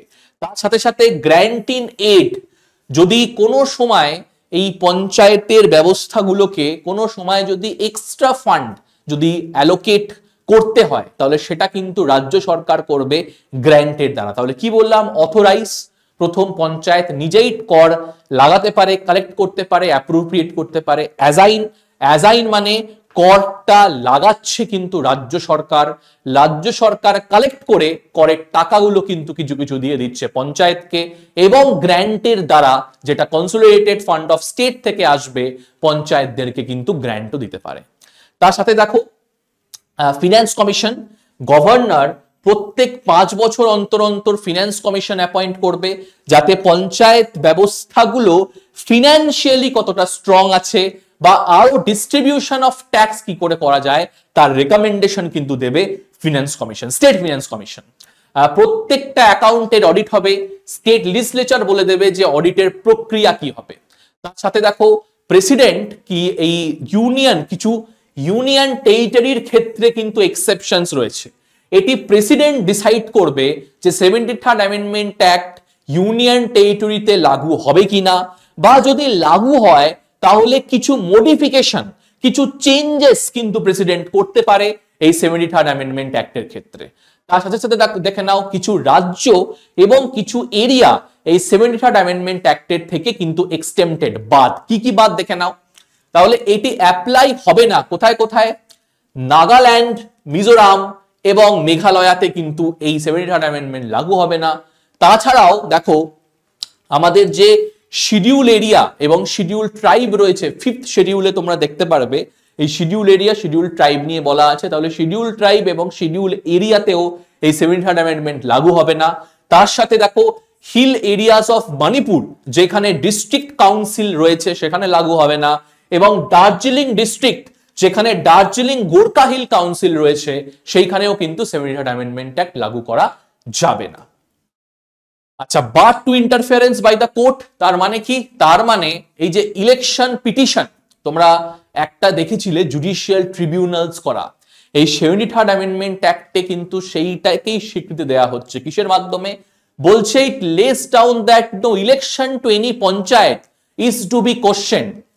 পঞ্চায়েতের ইলেকশনটা কি করে হয়েছে সেটা কিন্তু কোর্টে কোশ্চেন করা যাবে না, except by an election petition presented to such authority in such manner as provided by the state legislature। তার মানে বার টু ইন্টারফিয়ারেন্স বাই কোর্ট, পঞ্চায়েতের ইলেকশন কিভাবে হয়েছে সেখানে কিন্তু কোর্ট ইন্টারফেয়ার করতে পারবে না, এক্সেপ্ট রাজ্য সরকার একটি প্রস্তাব আনবে, একটি ল আনবে যার মাধ্যমে সঠিক প্রক্রিয়াতে সঠিক পিটিশনের দ্বারাই তুমি কোর্ট যেতে পারো পঞ্চায়েতের ইলেকশনের ক্ষেত্রে।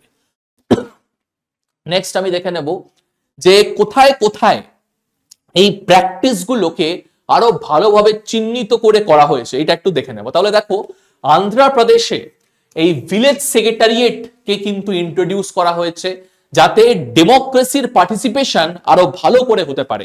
এই ভিলেজ সেক্রেটারিয়েট কিন্তু আন্ধ্রপ্রদেশে গঠন করা হয়েছে, যেখানে এই ভিলেজগুলোতে প্রত্যেকটা জায়গায় একটা করে সেক্রেটারিয়েট অ্যাসোসিয়েট করা হয়েছে, লাগু করা হয়েছে।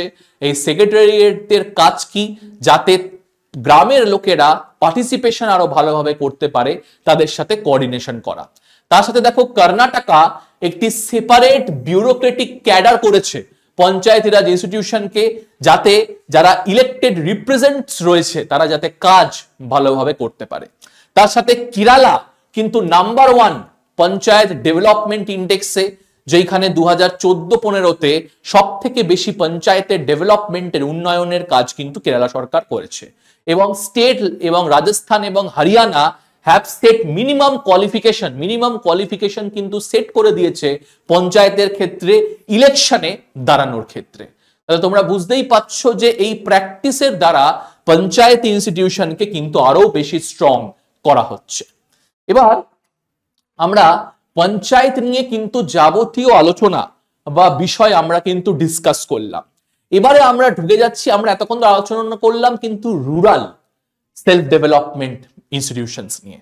এবারে আমরা সেলফ ডেভেলপমেন্টের যে আরেকটা ইনস্টিটিউশন রয়েছে আমাদের মিউনিসিপ্যালিটি, এটা নিয়ে কিন্তু আমরা আলোচনা করব, যেখানে আমরা গ্রামের ক্ষেত্রে দেখলাম যে গ্রামে কিন্তু অনেক রকমের প্রবলেমস ছিল। আমরা ব্রিটিশ ইনস্টিটিউশন থেকেই কিন্তু সেই প্রবলেমস গুলো দেখে এসেছি। যেরকম তোমাদেরকে আমি প্রবলেমস গুলো বলতে গিয়ে বললাম না যে কোনো অর্গানাইজেশন ছিল না, কোনো স্ট্রাকচার ছিল না, রিসোর্সেস অ্যালোকেট করা হতো না, গ্রামের লোকেদেরকে সক্রিয়ভাবে পার্টিসিপেট করার জন্য তাদেরকে কিন্তু ইনফ্লুয়েন্স করা হতো না। কিন্তু অপর দিকে দেখো, মিউনিসিপ্যালিটি কিন্তু এতটাও আন্ডার ডেভেলপ ছিল। তোমরা জানো যে ক্যালকাটা মিউনিসিপাল কর্পোরেশন ব্রিটিশের সময়ও কিন্তু খুব বড় একটি কর্পোরেশন ছিল, ক্যালকাটা মিউনিসিপাল কর্পোরেশন, যার প্রতিনিধিত্ব কিন্তু নেতাজি সুভাষচন্দ্র বোস স্বয়ং করেছেন। তাহলে পঞ্চায়েতি রাজ যতটা ব্যাকওয়ার্ড ছিল, মিউনিসিপ্যালিটি কিন্তু ততটা ব্যাকওয়ার্ড ছিল না। কিন্তু তার সত্ত্বেও আমাদের মাথায় রাখতে হবে মিউনিসিপ্যালিটির কিন্তু অর্গানাইজেশন স্ট্রাকচার ছিল না, যেরকম করেও কিন্তু মিউনিসিপ্যালিটি গুলো চলছিল। এর জন্য 73rd অ্যামেন্ডমেন্ট অ্যাক্টের পাশাপাশি কিছু 74th অ্যামেন্ডমেন্ট অ্যাক্টও কিন্তু করা হয়েছে, যেখানে মিউনিসিপ্যালিটিকে স্ট্রং করার কথা বলা হয়েছে, যাতে মিউনিসিপ্যালিটিদেরকে এনাফ পাওয়ার দেয়া হয় যাতে টাউনশিপ, যাতে আরবানাইজেশন এরা ভালো করে করতে পারে। এর জন্য এই মিউনিসিপ্যালিটিতে আমরা কিন্তু পড়বো, যেটা আমরা পড়লাম এতক্ষণ ধরে আমরা যেটা পড়ছিলাম সেটা কিন্তু রুরাল ডেভেলপমেন্টের বিষয়। এবারে আমরা পড়ছি কিন্তু আরবান ডেভেলপমেন্ট, শহর কেন্দ্রিক যে ডেভেলপমেন্ট রয়েছে তার কিন্তু বিষয় আমরা দেখব। সেইখানে ইলেক্টেড রিপ্রেজেন্টেটিভরা সেলফ ডেভেলপমেন্ট প্রোগ্রামের মাধ্যমে শহরগুলিকে উন্নয়ন করার কথা বলা হচ্ছে। এইখানেও কিন্তু মানুষের পার্টিসিপেশন সব থেকে ইম্পর্টেন্ট। একটি ডেমোক্রেটিক ডিসেন্ট্রালাইজেশনের মাধ্যমে যাতে শহরের লোকেরাও ফ্রিলি ডাইরেক্টলি পলিটিক্সে পার্টিসিপেট করতে পারে, তার জন্য কিন্তু এই মিউনিসিপ্যালিটি স্ট্রাকচারের গঠন। এবং এই যে লোকাল গভর্নমেন্টের যে ইনস্টিটিউশন, যেটা তোমাকে আগেই বলতে হতো আমাকে, সেটা কিন্তু স্টেট সাবজেক্টে পড়ছে। এরকমও কিন্তু প্রশ্ন দিতে পারে আমাদের। তোমরা জানো যে আমাদের কিন্তু তিনটে সাবজেক্ট রয়েছে, ইউনিয়ন, স্টেট এবং কনকারেন্ট। সেখানে এই যে লোকাল যে গভর্নমেন্ট ইনস্টিটিউশন গুলো, এটা কিন্তু পড়ছে স্টেট সাবজেক্টে। বুঝতে পারছো তো তোমরা যে এই 73rd অ্যামেন্ডমেন্ট অ্যাক্টে দেখবে অনেক ভলেন্টারি প্রভিশনস ছিল যেইগুলো কিন্তু রাজ্য, স্টেট লেজিসলেচার ডিসাইড করছে। এই জন্যই তো এই লোকাল সেলফ গভর্নমেন্টের ল কে বানাচ্ছে? রাজ্য। তাহলে এটা কোনটায় পড়ছে? এটা কিন্তু স্টেট সাবজেক্টে পড়ছে। এবার আমরা কিছু কিছু ফ্যাক্টস দেখে নেব মিউনিসিপ্যালিটির ব্যাপারে। তাহলে প্রথম যে মিউনিসিপ্যাল কর্পোরেশনটা সেট আপ হচ্ছে সেটা কিন্তু হচ্ছে মাদ্রাসে। পরবর্তীকালে একদম সাইমালটেনিয়াসলি সেটা সেট আপ হচ্ছে আবার পরবর্তীকালে বোম্বে এবং ক্যালকাটা মিউনিসিপ্যাল কর্পোরেশন 1726-এ। লর্ড মেয়ো রেজলিউশন অফ 1870 আমরা এটা আগেই পড়েছিলাম, যেখানে ফিনান্সিয়াল ডিসেন্ট্রালাইজেশন যাতে করা যেতে পারে, যাতে এই লোকাল যেটা রুরালও রয়েছে আরবানও রয়েছে তাদেরকে এনাফ রিসোর্সেস তাদের কাছে থাকে এই শহর বা গ্রামের ডেভেলপমেন্ট উন্নয়নের জন্য। এই জন্য ফিনান্সিয়াল অথরিটি বা ফিনান্সিয়াল ফ্রিডম দেওয়ার জন্য কিন্তু লর্ড মেয়ো রেজলিউশন অফ 1870। আমরা লর্ড রিপনও পড়েছিলাম, এনাকে Magna কার্টা of local self government institution বলা হয়, যেখানে রিপনকে কিন্তু বলা হয় father of local self government in India. মাথায় রাখবে, father of local self government যদি বলে তাহলে কিন্তু লর্ড রিপন, যদি বলে কার অনুপ্রেরণাতে হয়েছিল তখন কিন্তু আমাদের মহাত্মা গান্ধী। এবং গভর্নমেন্ট অফ ইন্ডিয়া 1935-এ এই যে আমাদের মিউনিসিপ্যালিটি বা লোকাল সেলফ গভর্নমেন্ট ইনস্টিটিউশন গুলো কিন্তু প্রভিন্সিয়াল সাবজেক্টে ছিল। তোমরা জানো এই গভর্নমেন্ট অফ ইন্ডিয়া 1935-এই কিন্তু অল ইন্ডিয়া ফেডারেশন আসে, যেখানে প্রভিন্সেসের এবং সেন্টারের কাজকে তিন ভাগে ভাগ করা হয়, federal list, provincial list, concurrent list.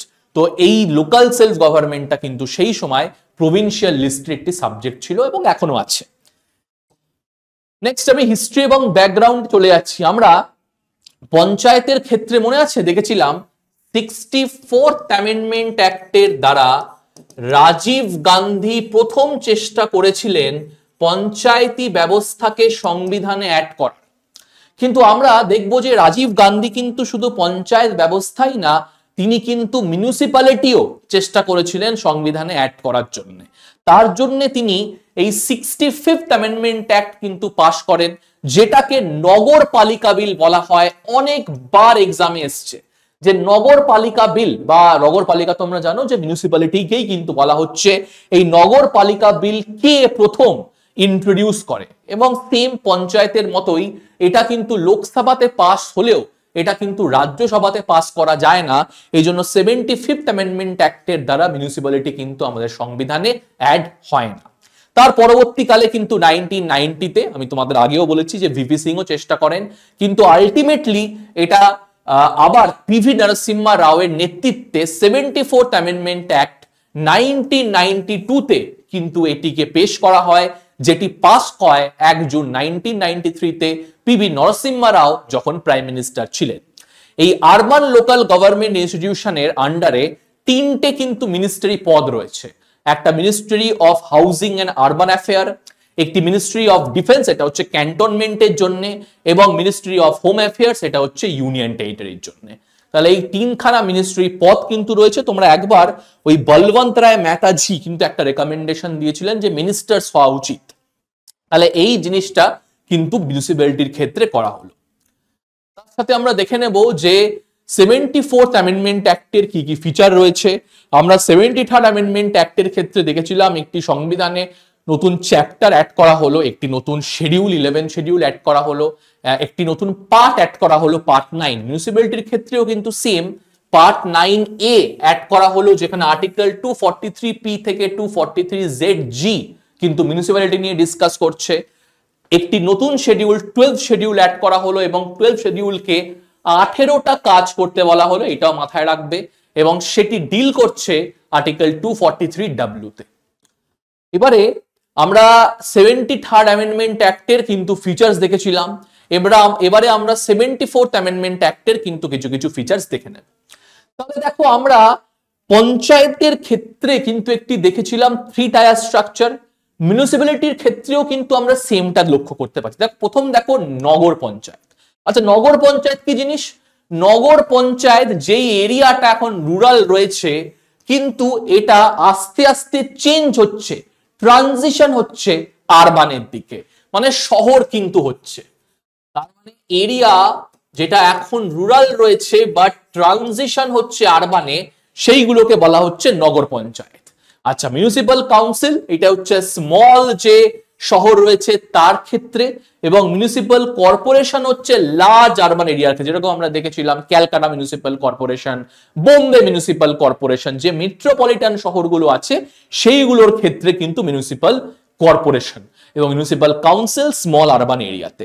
এবার কোনটা নগর পঞ্চায়েত, কোনটা কাউন্সিল, কোনটা কর্পোরেশন, এটা কিন্তু গভর্নর স্পেসিফাই করে দেবে যে কোনটা ট্রানজিশনাল এরিয়া, ট্রানজিশনাল এরিয়া মানে যেটা গ্রাম থেকে শহরে যাচ্ছে, কোনটা স্মল আরবান এরিয়া, কোনটা লার্জ আরবান এরিয়া, এটা নির্ধারণ করার দায়িত্বে কিন্তু রয়েছে গভর্নর।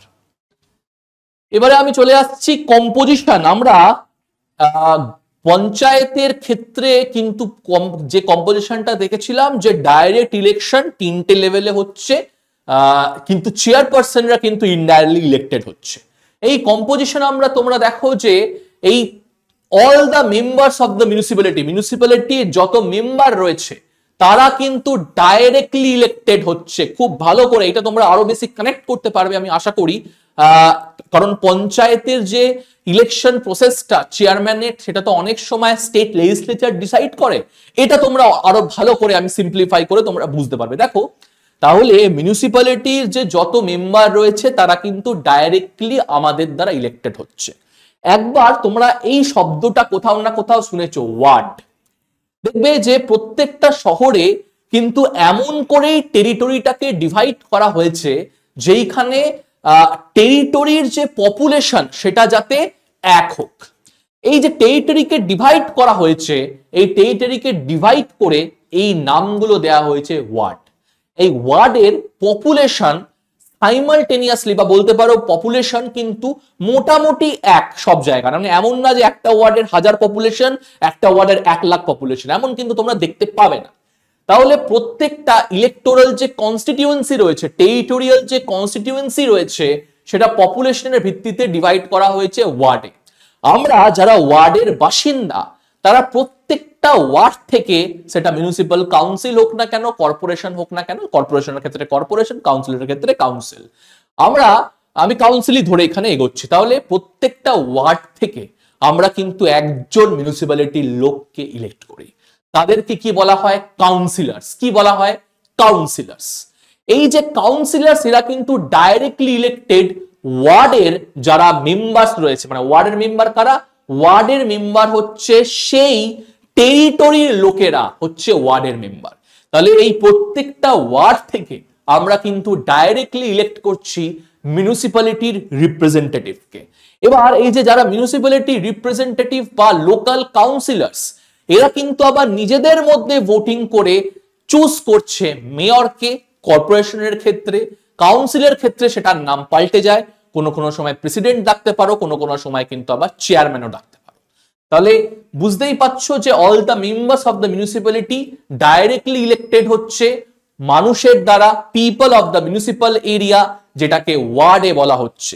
এবং election of the chairperson of the municipality এটা কিন্তু নির্ধারণ করে থাকে স্টেট লেজিসলেচার। জেনারেলি ইনডাইরেক্ট ইলেকশনই হয়। যারা লোকাল কাউন্সিলর্স হয় ওরা নিজেদের মধ্যেই কিন্তু ইলেকশন করে নিজের যে মেয়র বা চেয়ারম্যান বা প্রেসিডেন্টকে কিন্তু ইলেক্ট করে।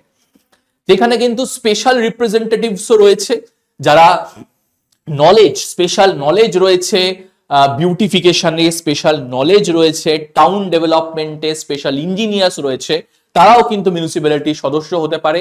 তারা অবশ্যই ভোটিং রাইট না পেলেও তাদের যে অ্যাডভাইস, তাদের যে এক্সপার্টাইজ, সেটাকে কিন্তু মিউনিসিপ্যালিটি কাজে লাগায়।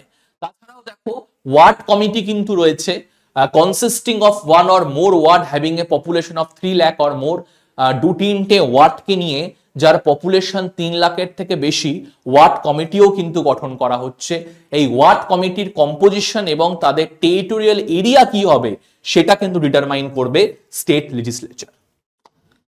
এবার চলে যাচ্ছি আমি 73rd অ্যামেন্ডমেন্ট অ্যাক্টেও কিন্তু আমরা অনেক কমিটি কমিশন পড়েছিলাম, তারা রিজার্ভেশন চাইছিলেন যাতে পিছিয়ে পড়া শ্রেণী নিজেদেরকে রিপ্রেজেন্ট করতে পারে নিজের রিপ্রেজেন্টেটিভ মেম্বারসের দ্বারা।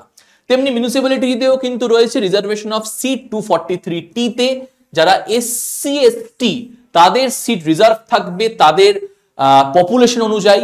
এইখানেও কিন্তু মেয়েদের জন্য সিট রিজার্ভ রয়েছে, 1/3 সিট কিন্তু ওমেনদের জন্য রিজার্ভ রয়েছে।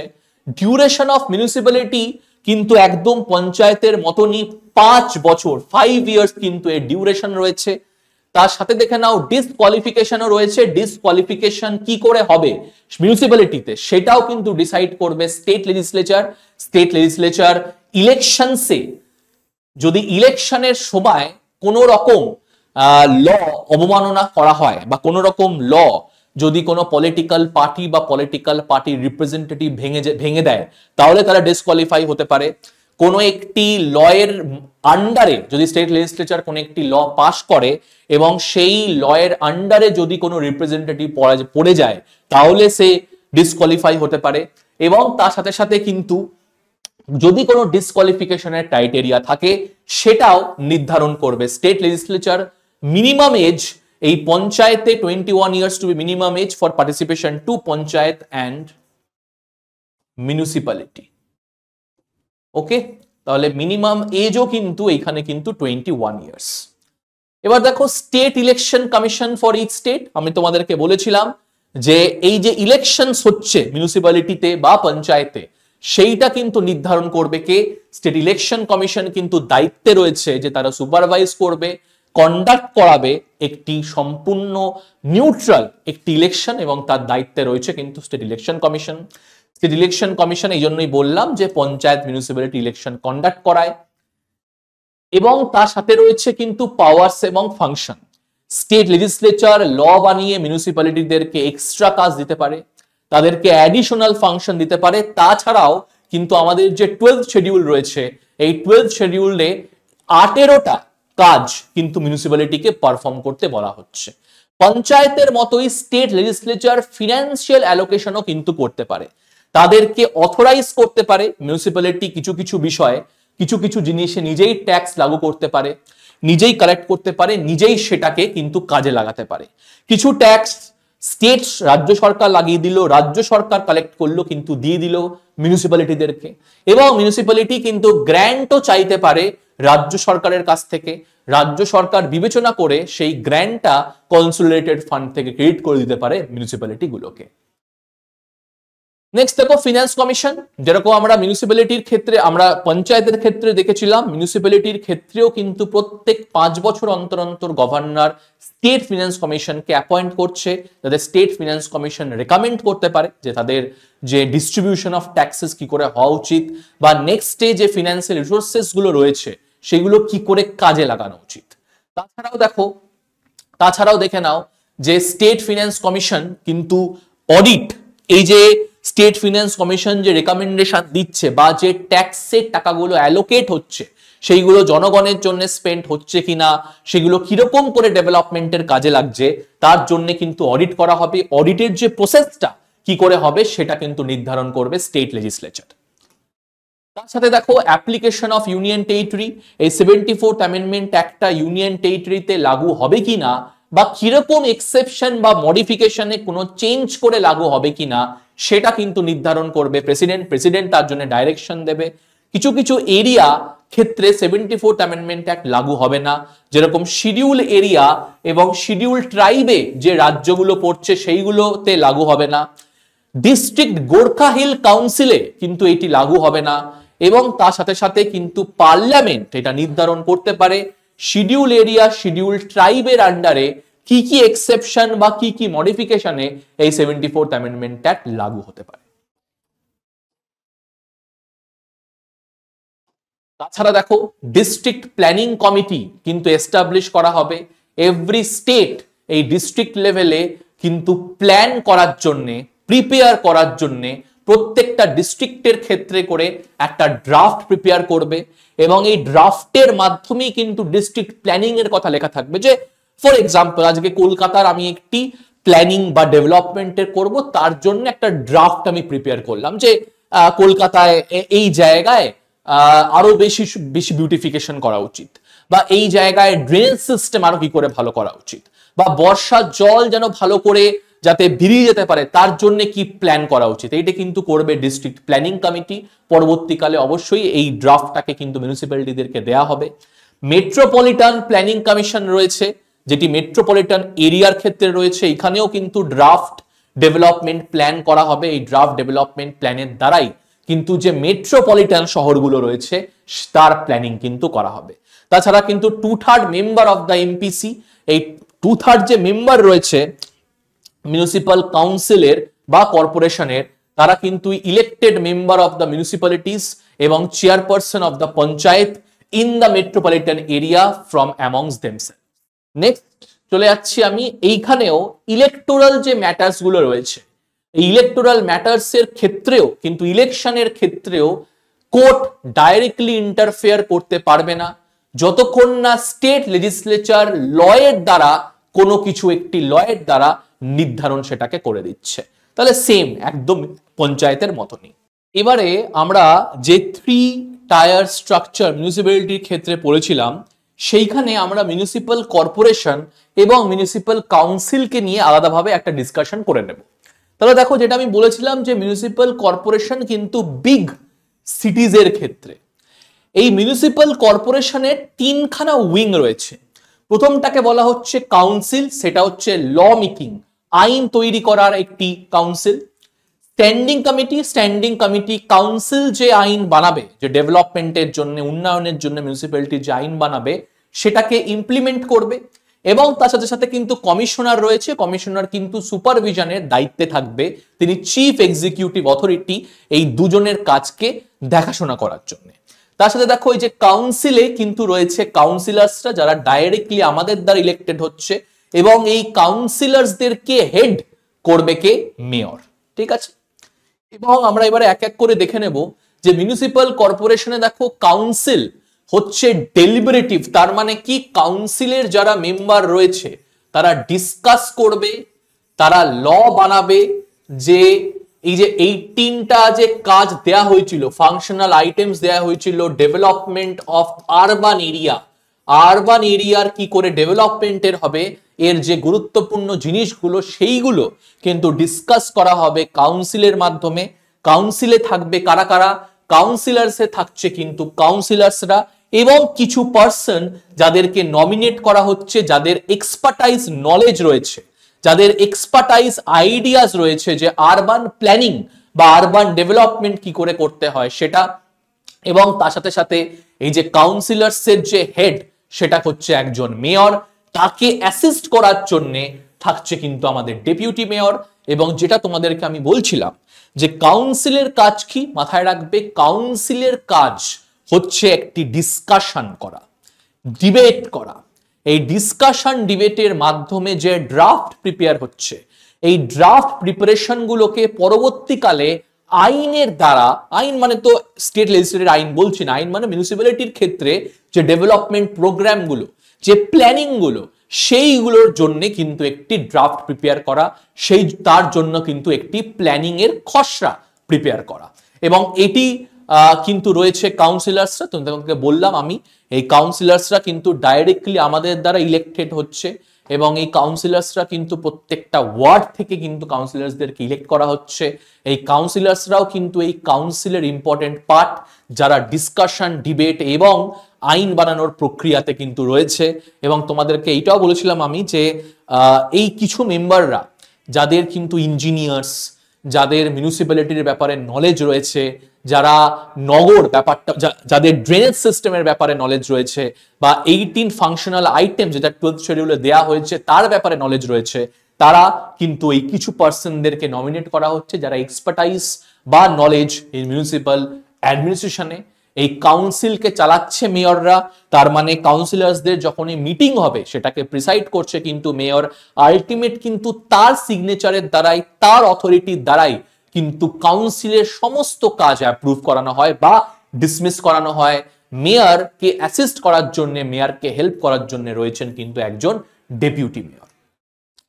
এবারে আমরা আরেকটা যে বডি রয়েছে স্ট্যান্ডিং কমিটি, তার কি কাজ দেখো। তাহলে স্ট্যান্ডিং কমিটি হচ্ছে বেসিক্যালি এটা একটুখানি বড় সাইজের এখানে রয়েছে, একটুখানি লার্জ সাইজের রয়েছে। এইখানেও কাউন্সিলার্সরা আছে, কিছু কিছু নমিনেটেড মেম্বাররা রয়েছে। এদের কাজ হচ্ছে যে কাউন্সিলে যে ড্রাফটটা প্রিপেয়ার হলো, কাউন্সিলে যে প্ল্যানিংটা উঠে আসলো ডিবেটের মাধ্যমে, ডিসকাশনের মাধ্যমে, সেটিকে একটি বাস্তব রূপ দেওয়া, ফ্যাসিলিটেট করা কাউন্সিলের কাজ। তাহলে কাউন্সিলের যে কাজ, যে ডিসকাশনটা কাউন্সিলে হচ্ছে, সেটিকে লাগু করা কিন্তু হচ্ছে স্ট্যান্ডিং কমিটির কাজ। এটা বেসিক্যালি ডিল করে পাবলিক ওয়ার্ক হোক, এডুকেশন হোক, হেলথ হোক, ট্যাক্সেশন, ফিনান্স হোক, এই সমস্ত নিয়ে। এবং তারা কিন্তু বেসিক্যালি কাউন্সিলের বলতে পারো যে একটা বডি, যারা কাউন্সিলের যে ডিসকাশন ডিবেট হচ্ছে সেটাকে কিন্তু তারা লাগু করছে। এবং রয়েছে মিউনিসিপাল কমিশনার, তিনি বলতে পারেন একজন ওয়াচডগ ইনস্টিটিউশন। সে কিন্তু তদারকি করছে, দেখরেখ করছে যে কাউন্সিল এবং স্ট্যান্ডিং কমিটি ঠিকমতো কাজ করছে কিনা। এটিকে কিন্তু চালান একজন চিফ এক্সিকিউটিভ অথরিটি, যে সাধারণত রাজ্য সরকারের দ্বারা অ্যাপয়েন্টেড একজন IAS অফিসার। তাহলে এই হচ্ছে তিন ধরনের মিউনিসিপাল কর্পোরেশনের মধ্যে আমরা কিন্তু বডি দেখলাম। কাউন্সিল দেখলাম আমরা স্ট্যান্ডিং কমিটি দেখলাম, এবং আমরা দেখলাম তদারকি করার জন্য ওয়াচডগ ইনস্টিটিউশন হচ্ছে মিউনিসিপাল কমিশনার। এবার আমরা মিউনিসিপ্যালিটি বা মিউনিসিপাল কাউন্সিল বলে নেব। এটি তোমাদের বলেছিলাম যে স্মল যে আরবান এরিয়া, সেটার জন্য এটিকে অনেক নামে ডাকা হয়। কোনো কোনো জায়গায় মিউনিসিপাল কাউন্সিল বলা হয়, মিউনিসিপাল কমিটি বলা হয়, মিউনিসিপাল বোর্ড বলা হয়, বড় মিউনিসিপ্যালিটি বলা হয়, এবং সিটি মিউনিসিপ্যালিটি বলা হয়। শুধু দেখো নামগুলো কিন্তু এর ক্ষেত্রে পাল্টে যাচ্ছে, নামগুলো এর ক্ষেত্রে পাল্টে যাচ্ছে। তাহলে দেখো মিউনিসিপাল কর্পোরেশনের ক্ষেত্রে আমরা কিন্তু দেখেছিলাম যে কাউন্সিলের যে হেড তিনি কিন্তু মেয়র, কিন্তু মিউনিসিপাল কর্পোরেশনের ক্ষেত্রে যিনি কাউন্সিলের হেড তিনি কিন্তু একজন মেয়র। কিন্তু মিউনিসিপাল কাউন্সিলের ক্ষেত্রে যে কাউন্সিলের হেড, তার নাম মেয়র থেকে পাল্টে হয়ে যাচ্ছে প্রেসিডেন্ট বা চেয়ারম্যান। এবং তার সাথে সাথে দেখো আমরা কিন্তু দেখেছিলাম যে মিউনিসিপাল কমিশনার কিন্তু ছিলেন, তিনি একজন IAS অফিসার। এই মিউনিসিপাল কমিশনারের নাম পাল্টে হয়ে যাচ্ছে চিফ এক্সিকিউটিভ অফিসার বা চিফ মিউনিসিপাল অফিসার। তাছাড়াও দেখো আমাদের যে 8খানা আরো কিন্তু বা লোকাল বডিজ রয়েছে। শুধু নামগুলোকে কিন্তু এখানে আমাদেরকে জেনে রাখতে হবে, তাহলেই কিন্তু আমরা মোটামুটি একটা জায়গায় পৌঁছতে পারবো। আচ্ছা, আরেকটা জিনিস তোমাদেরকে এইখানটায় বলে দিই জাস্ট এটা, যে আমরা কিন্তু মিউনিসিপাল কর্পোরেশনের ক্ষেত্রে দেখেছিলাম যিনি মিউনিসিপাল কমিশনার রয়েছেন তিনি কিন্তু IAS অফিসার, কিন্তু কাউন্সিলের ক্ষেত্রে কমিশনারের নামটা পাল্টে হয়ে যাচ্ছে চিফ এক্সিকিউটিভ অফিসার বা চিফ মিউনিসিপাল অফিসার। সে কিন্তু সাধারণত স্টেট গভর্নমেন্টের দ্বারাই অ্যাপয়েন্টেড, কিন্তু সে IAS অফিসার কিন্তু নাও হতে পারে। হ্যাঁ, যেটা বলছিলাম যে 8টা কিন্তু আমাদের আরো আরবান লোকাল বডিজ রয়েছে, এটা আমি বললামই, মিউনিসিপাল কর্পোরেশন, মিউনিসিপ্যালিটি বললাম।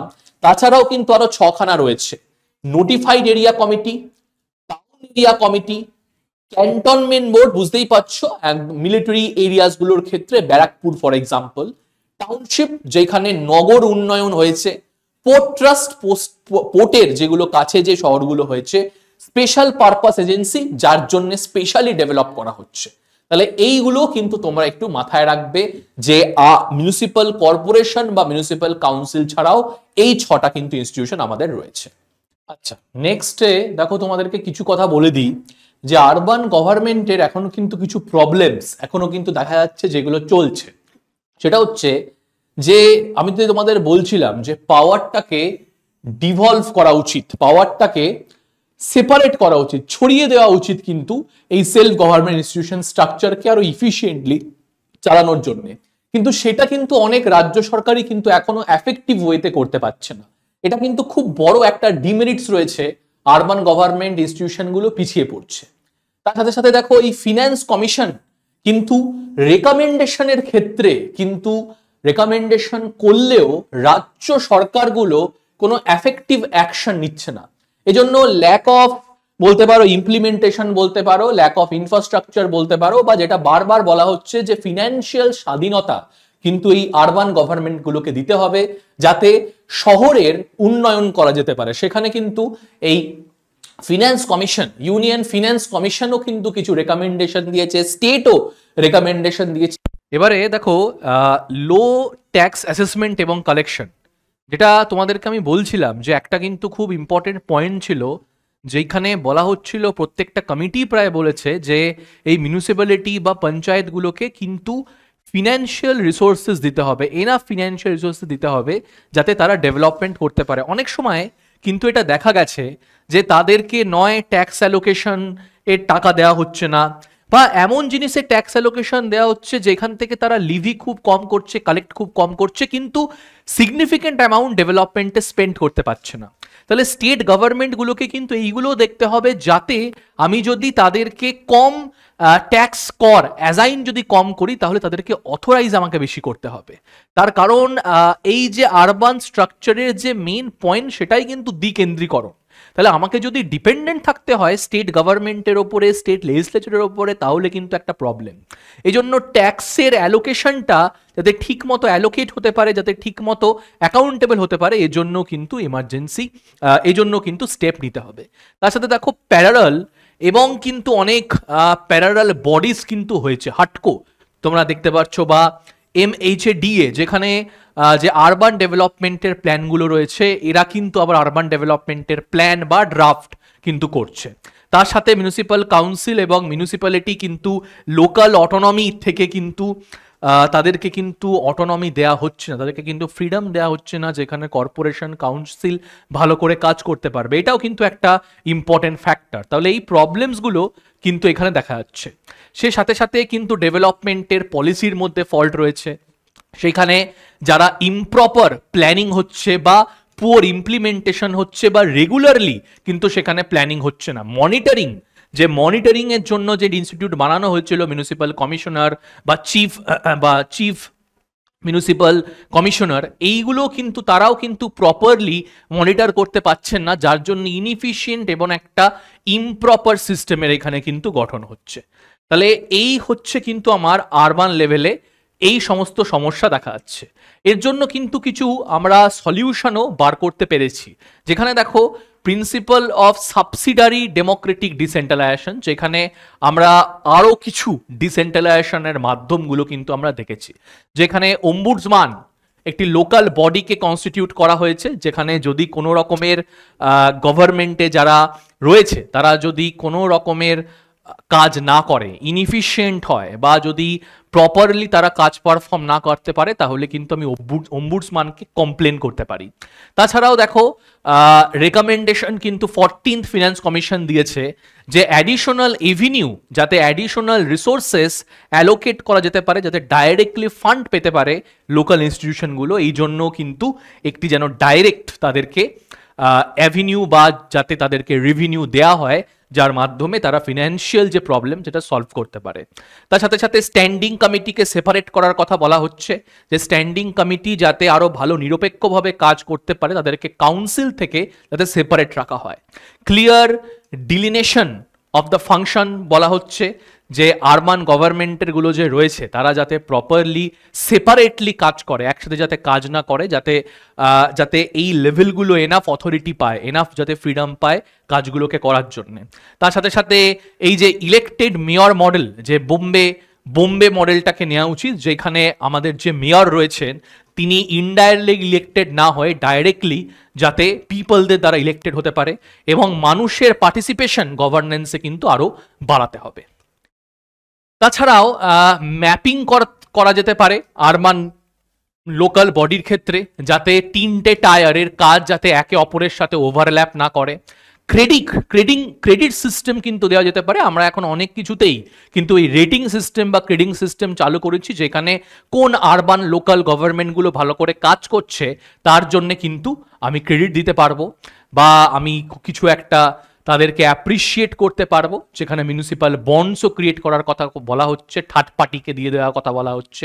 ফিসকাল ইনসেন্টিভ দিতে হবে, যাতে এনকারেজ করতে হবে এই যে তিনখানা লেভেল অফ পঞ্চায়েত এবং গভর্নমেন্ট, আমার মিউনিসিপ্যাল গভর্নমেন্ট রয়েছে, তারা যাতে এনকারেজ করা যেতে পারে তাদেরকে, যে আপনারা ফিন্যান্স ফাংশনগুলোকে আরও ভালো করে পারফর্ম করুন। যদি পারফর্ম করেন তাহলে অবশ্যই রিওয়ার্ড দেওয়া হতে পারে, ফিনান্সিয়াল রিওয়ার্ড। তার সাথে দেখো রিজলভিং অ্যানোমালি ইন পলিসি ইমপ্লিমেন্টেশনটা ঠিক করে হচ্ছে কি না তার জন্য মেয়রকে অ্যাকাউন্টেবল থাকতে হবে, এবং মে যে ওয়ার্ডটা রয়েছে সেটা শ্যাল দিয়ে রিপ্লেস করতে হবে, যাতে কাজ হবে না, কাজ যেন হয়। তাহলে এই কিন্তু আমার মিউনিসিপ্যালিটি এবং পঞ্চায়েত সম্বন্ধে আমরা কিন্তু ডাইরেক্টলি আলোচনা করলাম। আমরা সেখানে কিন্তু মিউনিসিপ্যালিটিতে দেখলাম যে মিউনিসিপ্যালিটি 74th অ্যামেন্ডমেন্ট অ্যাক্টে কী কী ফিচার্স নেওয়া হয়েছিল, আমরা কিছু ফ্যাক্টসও দেখলাম। আমরা পঞ্চায়েতে আমরা কমিটিসগুলো দেখলাম, বলবন্ত রায় মেহতা কমিটি থেকে শুরু করে অশোক মেহতা কমিটি, আমরা পরবর্তীকালে থুনগুন কমিটি, গাডগিল কমিটি, এক্সট্রা কমিটিসগুলো কিন্তু দেখলাম 73rd অ্যামেন্ডমেন্ট অ্যাক্টের দেখলাম। এবং তোমরা যদি লক্ষ্য করো 73rd 74th যে অ্যামেন্ডমেন্টের যে ফিচার্সগুলো আছে সেইগুলো কিন্তু প্রায় সমান। চেঞ্জ কোথায় হচ্ছে যে এখানে একটা 3 টায়ার স্ট্রাকচার রয়েছে পঞ্চায়েতে, মিউনিসিপ্যালিটিতে 3 টায়ার স্ট্রাকচার রয়েছে। এই স্ট্রাকচারের যারা রিপ্রেজেন্ট তারা কিন্তু ডাইরেক্টলি ইলেক্টেড, যারা হেড তারা ইনডাইরেক্টলি ইলেক্টেড। তাহলে অনেক অর্থেই কিন্তু বলতে পারো এটা একটা সিমিলার লেভেল অফ অ্যাডমিনিস্ট্রেশন করছে। কিন্তু আমরা অনেক প্রবলেমস দেখলাম, প্রবলেমসগুলোর কিছু কিছু সলিউশন আমরা করতে পারলাম। যদি এরকম সলিউশনের মাধ্যমে আমরা দ্বিকেন্দ্রীয়করণ করি তাহলে কিন্তু আমাদের এই লোকাল ইনস্টিটিউশনগুলো আরও ডেভেলপ করতে পারবে। আশা করি তোমরা আজকের ক্লাসটা এনজয় করলে, বুঝতে পারলে। পরবর্তী এরকম ক্লাসের জন্য চোখ রাখতে হবে WBPSC ওয়ালার অফিসিয়াল ইউটিউব চ্যানেলে। Thank you.